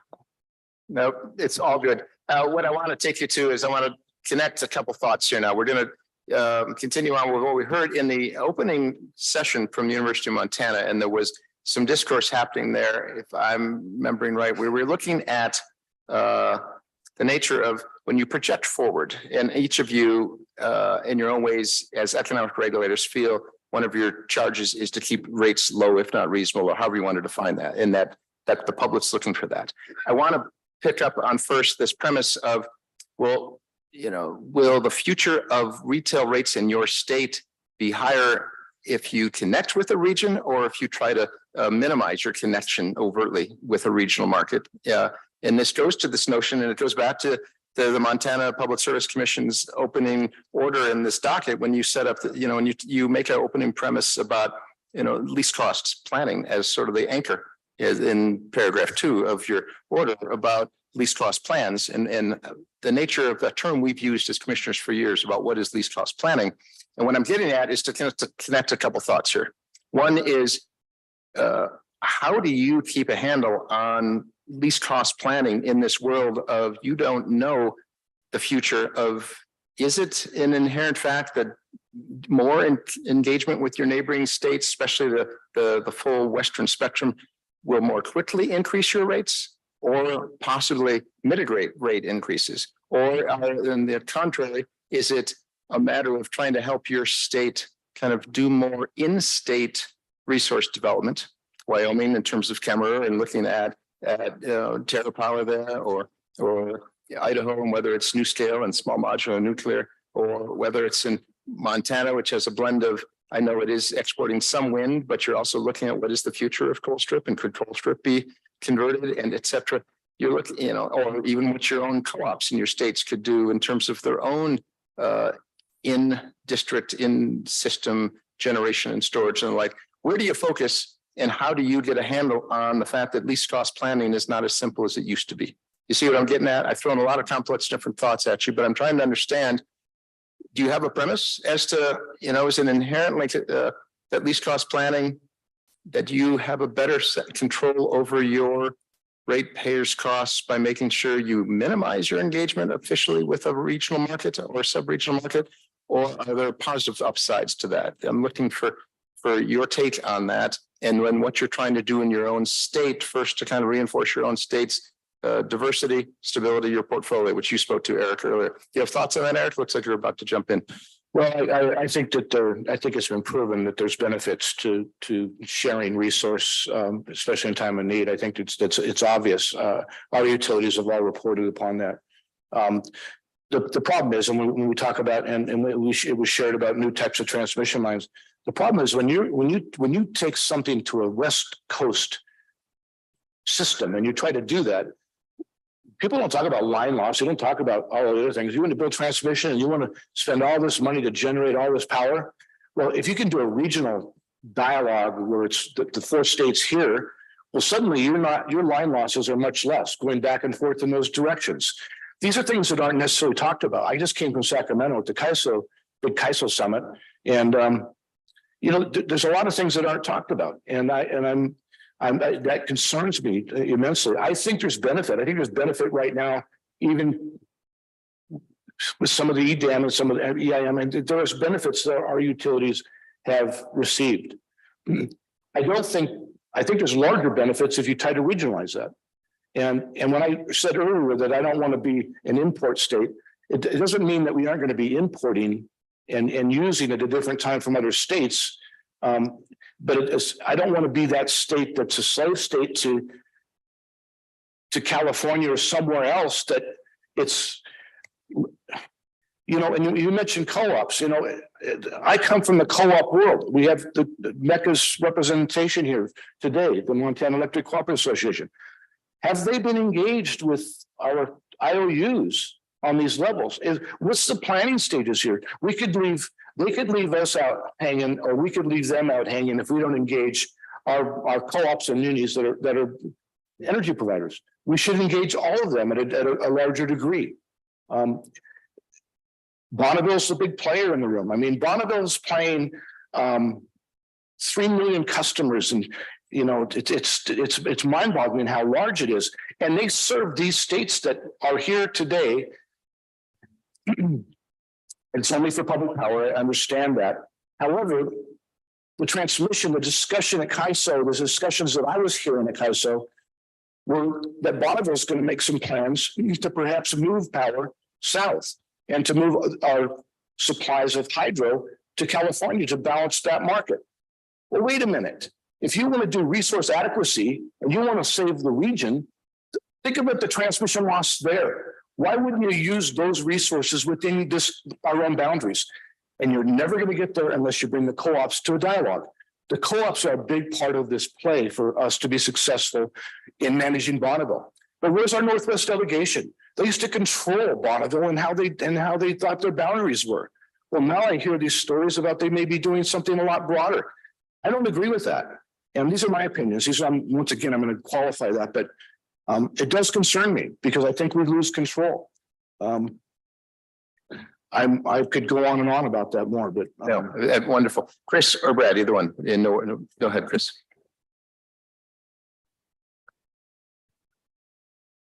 We are engaged with many neighbor states. I'm not sure that we've come anywhere close to optimizing that. We're engaged primarily through the sharing of the existing resources and through the way that those resources have been and for the most part continue to be operated.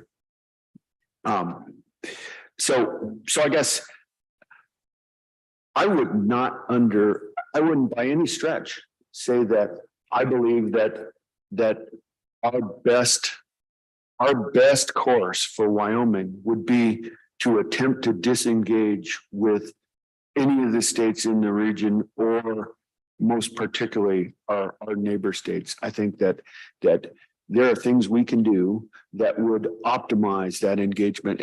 And a great point just made about the electric cooperatives. We have cooperative organization generation facilities in the state that are large resources. They have a huge amount of very important assets in the state, and those are connected already to our neighbors in the other states.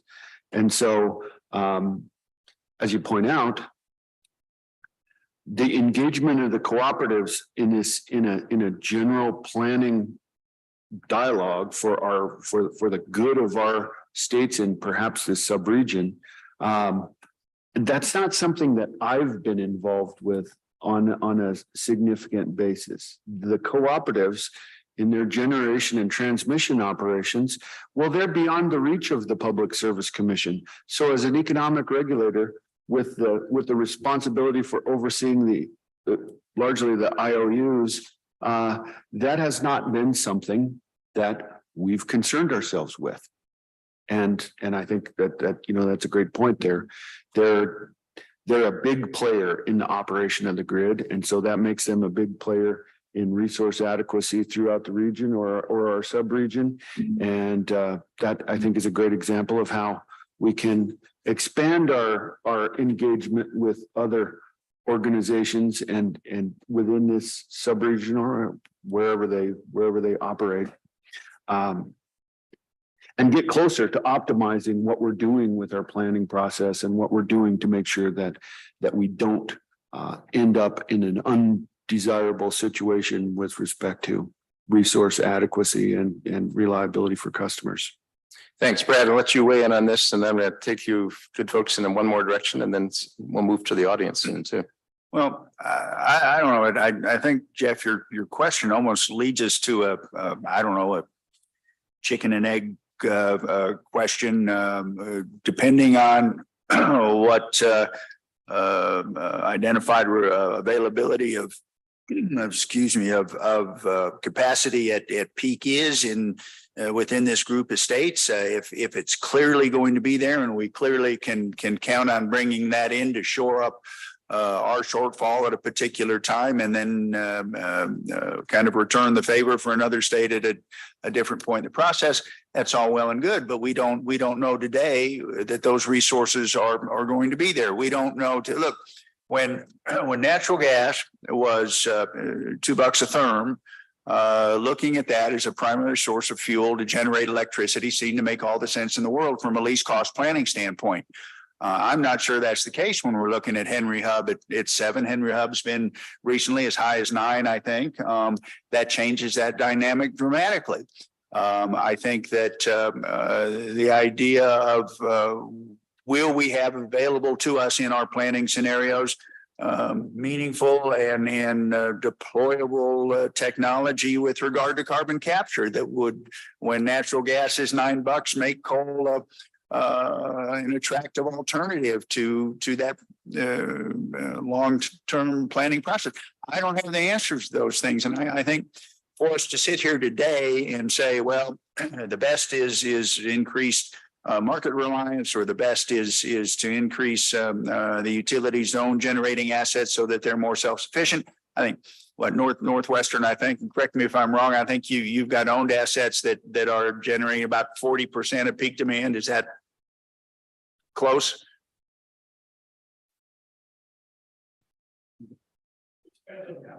Oh, but all right. But at any rate, there's so. Okay. So is that the right balance? Is if 40% is a decent number, is that a reasonable dependence on market? I have to say that Montana's experience of being market dependent has not been great if you go back several decades.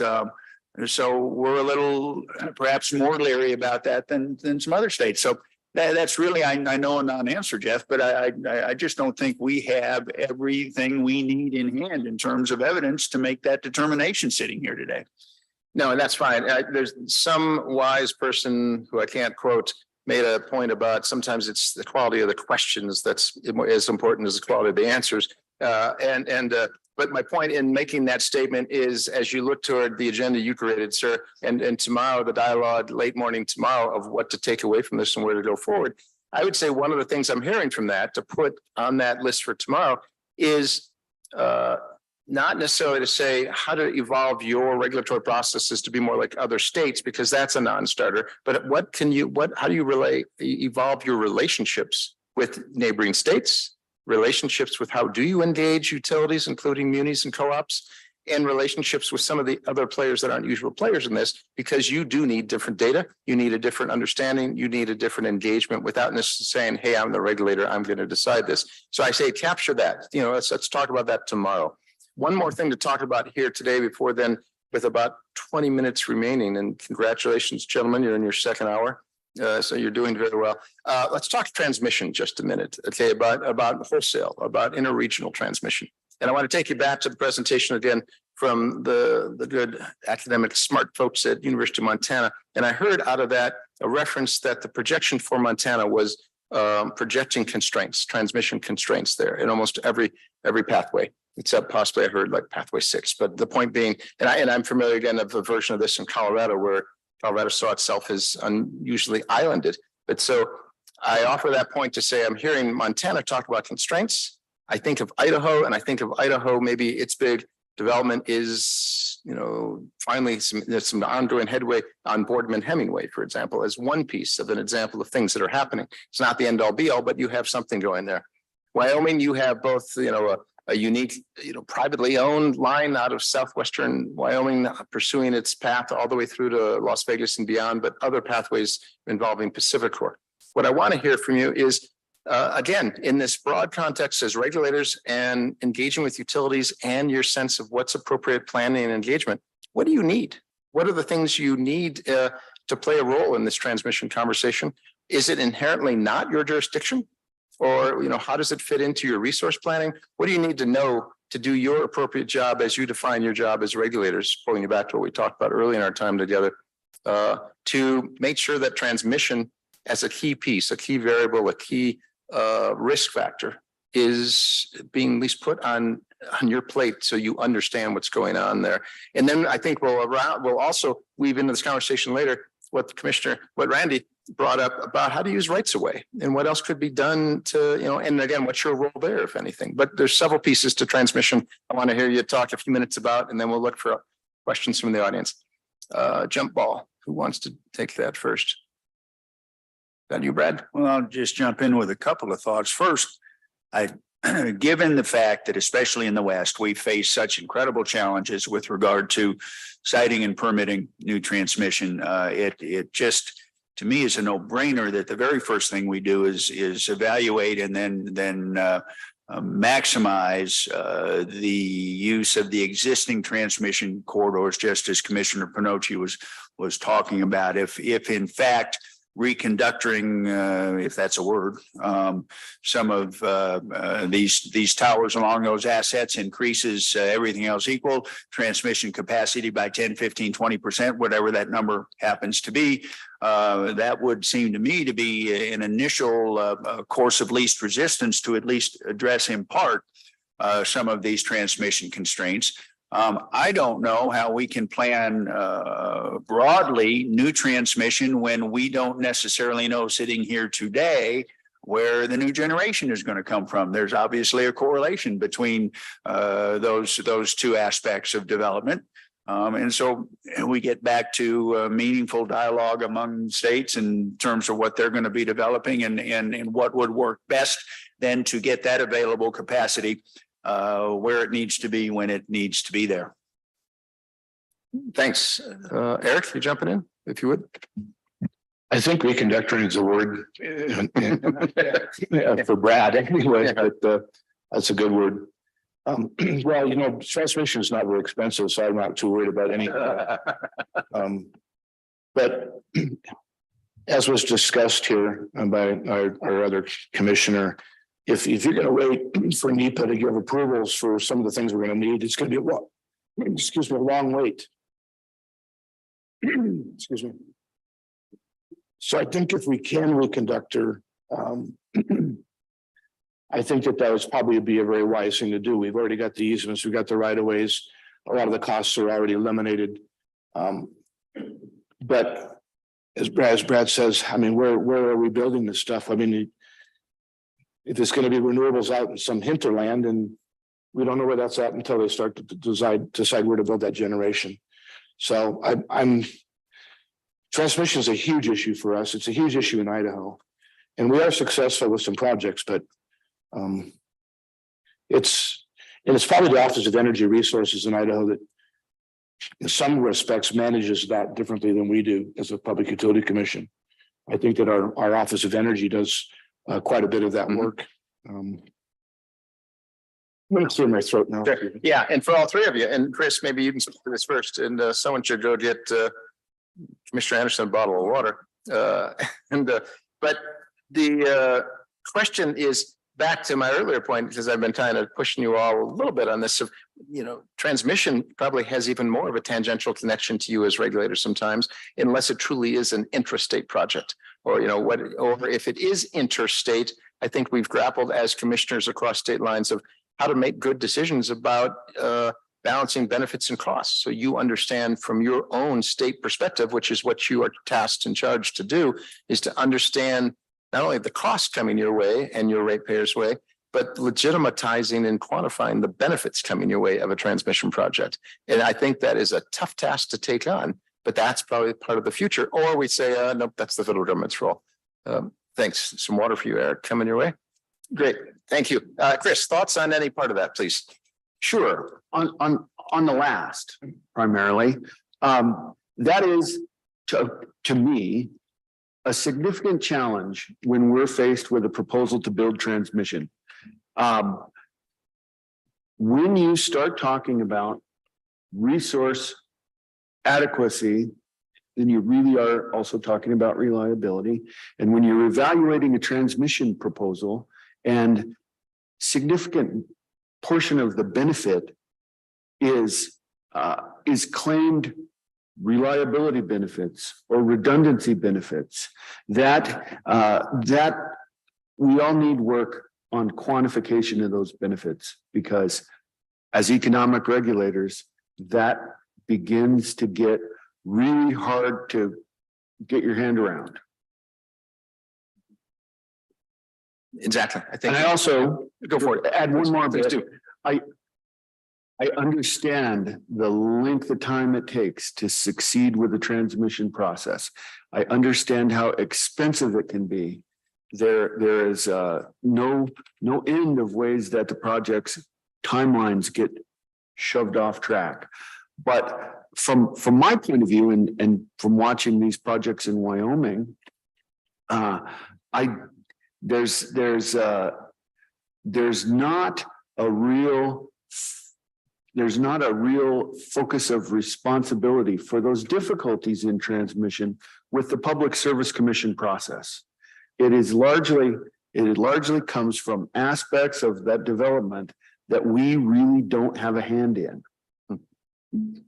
Exactly. And that's a nice connection back to our earlier conversation. And again, that not that we're going to solve it here right now, but looking for raising good questions and things to explore as to where are regulatory practices sort of being pushed beyond their limits, and either to say, okay, sorry, this is beyond our limits, or how do you change those limits, or how do you engage, create the different relationships is a theme I'm trying to pull out of this, I think, coming there, especially for discourse tomorrow, because I pick up clearly from the three of you and from Utah in absentia that there's you all focus well on your own states and do an admirable job of serving your own states, and then are growing a comfort of reaching out to some certain neighboring states where you feel an affinity that the conversation could go well.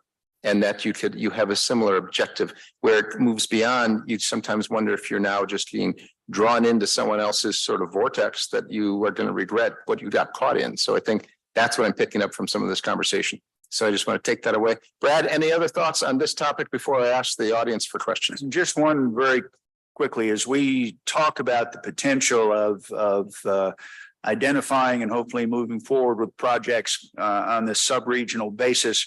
It seems to me that our friends at FERC ought to be looking at perhaps some policy changes that say, if Wyoming and Montana come together on this transmission project, even though it happens to be technically an interstate project, if those two jurisdictions believe it's in their mutual best interest to go forward, then the federal government ought to recuse itself from that consideration and let us do what we think is in the best interest of the people we serve. Thank you. And one of the best takeaways from what your last comment was is that euphemism of friends at FERC, which is sort of like a euphemism of saying, you know, when you start a comment to someone saying bless their heart, and then you go on to disparage them. Yeah, very similar. We not left aside. The audience, we've now talked for just shy of 80 minutes of our 90 minutes together, but you heard us cover several topics. Hopefully you stayed awake through all of that, and it was informative to you to hear the regulatory advantage. And thanks for putting regulators at the front end of this conversation, but it is the regulatory conference, so you would expect nonetheless. Please, what do you want to either engage in dialogue with these folks here or quiz them on something? We're looking for you to step up to the podium. Commissioner. Glad you guys are here. We're going to practice a little bit. 7, 10-year, 20-year risk. Vice President Johnson, Public Service Commissioner Johnson brought up a good point. We have a pesky thing called the law, but at some point I have to turn to my fellow legislators who I've served with and say, maybe we need to change some laws. Let's practice that. So I get a phone call. I have 10 million tons of coal ash at Colstrip. DEQ is going to bury it in a hole for 300 million. It's going to take 10 years. Trust me when I tell you, by the time it's done, it's going to be 400 million. Risk management. In 10 or 20 years, if I have to dig it up because the liner's leaking, trust me when I tell you, it'll be $1 billion. So what can we do with coal ash? Well, we borrow money from China. They charge us interest, and we buy shiploads of coal ash to put in our concrete. You've got to be kidding me. Why don't we buy that from Montana? Have it processed into fly ash to put in concrete, so I don't have to bury it in Montana and worry about risk management later.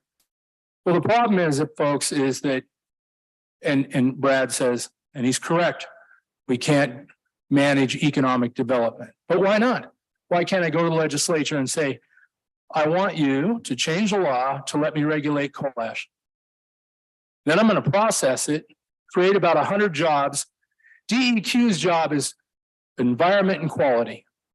Trust me when I tell you the environment and quality will be better if I ship that coal ash out of Montana, creating jobs, than burying it again and worrying about it later. I'm responsible, and I've told my constituents, okay, Representative Bob Phelan is in my district, that I'm going to look out for the future. If we have to dig this up in 20 years, it could fall on the ratepayer. All right? I want to protect them from that. So let's create the jobs and ship it out. So let me ask you guys something. Wouldn't it be sensible to strengthen the US dollar instead of buying coal ash or putting concrete from China, creating these jobs in Montana while protecting Montana from having to deal with this in 20 years, to have the legislature give the Public Service Commission the authority? And I bet with all your experience on this panel, there has to be ideas that you have to ask your legislature to change some laws so you can manage risk management better. All right. So let's talk about the power lines. We all know capacity is a big deal. And I heard Commissioner Johnson say, 10 or 20% more capacity. High efficiency lines and reconductoring isn't 10 or 20%. It's 100% increase. I can double the capacity of any power line. And why shouldn't I do that now, even if I don't need it? I'll tell you why. I cut the line loss by 1/3. My power line between Great Falls and Monarch is a savings of $440,000 a year, that one line. And I cut the fire risk of starting fires by half. We now have fiber optics running in the center of a power line where I can recognize a problem or a hot spot before the line breaks, and we can go exactly to that area and find the problem. Should we introduce legislation that says all power lines should be upgraded to the high efficiency power lines when we're installing a new power line or replacing a power line? Should I ask the legislature for that? Because I can't really get the power company to do it. They're not that excited about it. I know my electric vehicles are going to have a huge demand for electricity. We have 2,500 of them now. Every single car manufacturer is going to have electric cars available. They're going to stop production of the Dodge Challenger next year, and the only one you'll be able to get is electric. Shouldn't I start planning by putting these power lines in now? And if I can't depend on the power company to do it, should I turn to the legislature? What are your thoughts on these ideas? Thank you. Thanks, Commissioner. Any of the three of you, please. Yeah, Chris? I'll take a shot at. I'll take a shot at responding on the idea of advanced conductors. I personally don't think that it's necessary for the statutes of Wyoming or any other state to specify the use of a particular type of conductor. But what I do expect is that during the planning process or during the contested case process that is associated with any big construction project, when the utility asks for a certificate of public convenience and necessity to construct new facilities or do major rework, that our process will explore all reasonable technologies and approaches to these projects, and that the best one that's available at that time will end up being selected to do it. And if the utility hasn't planned it, they haven't done a good job planning, and they haven't maximized the usefulness of those rights of ways and those structures and the investment in the transmission, then either an intervening party or our staff or our commissioners will hopefully flush that out. And that fact that hasn't been done will become clear, and we will end up with a project that's approved, including the smartest way to do it. That comes along with watching out for the ratepayers' pocketbook. Thank you. Yeah. Eric? Well, it seems to me that if the rush to decarbonize under that layer of conversation you have, when you talk about that, it's not just going to new generation. It seems to me that if you, and I don't know, I don't know about going to legislature. That's a tough. I haven't given any consideration to this until I just heard it today.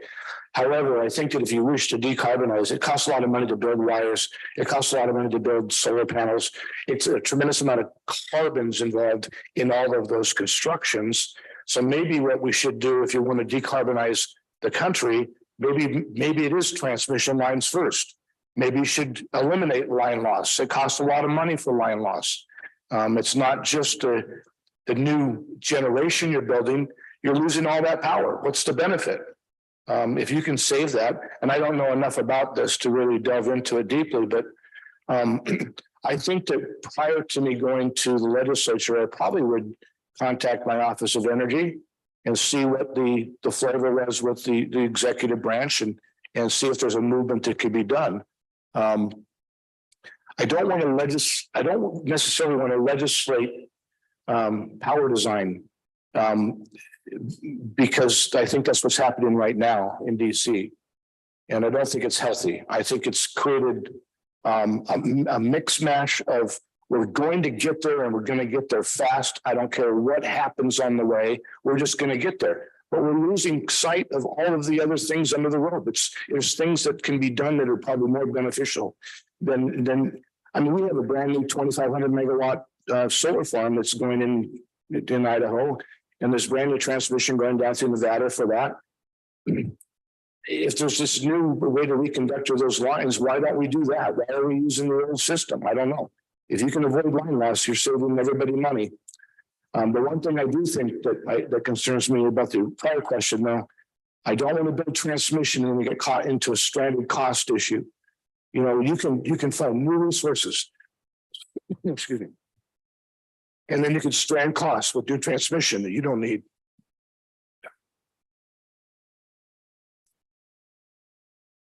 Just real quickly, you know. It chokes me up, sorry. I'm sorry, I thought you were done. I am done. Yeah.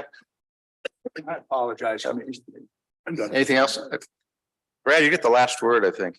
well, I think in keeping with earlier comments about commissions not wanting to be policymakers and not wanting to be utility managers. One of the reasons that we made it a point to include a panel with state energy offices was precisely to explore how they in fact could play a more active role in terms of interfacing with the policymakers in the legislature and the utilities. I think they have a far greater latitude to engage in conversations with those two entities than the commission does. And I hope that's an approach that will be explored later today as we get into that conversation. Thank you. And that is a nice segue to this afternoon. With that, ladies and gentlemen, please join me in thanking the panel for their time and efforts.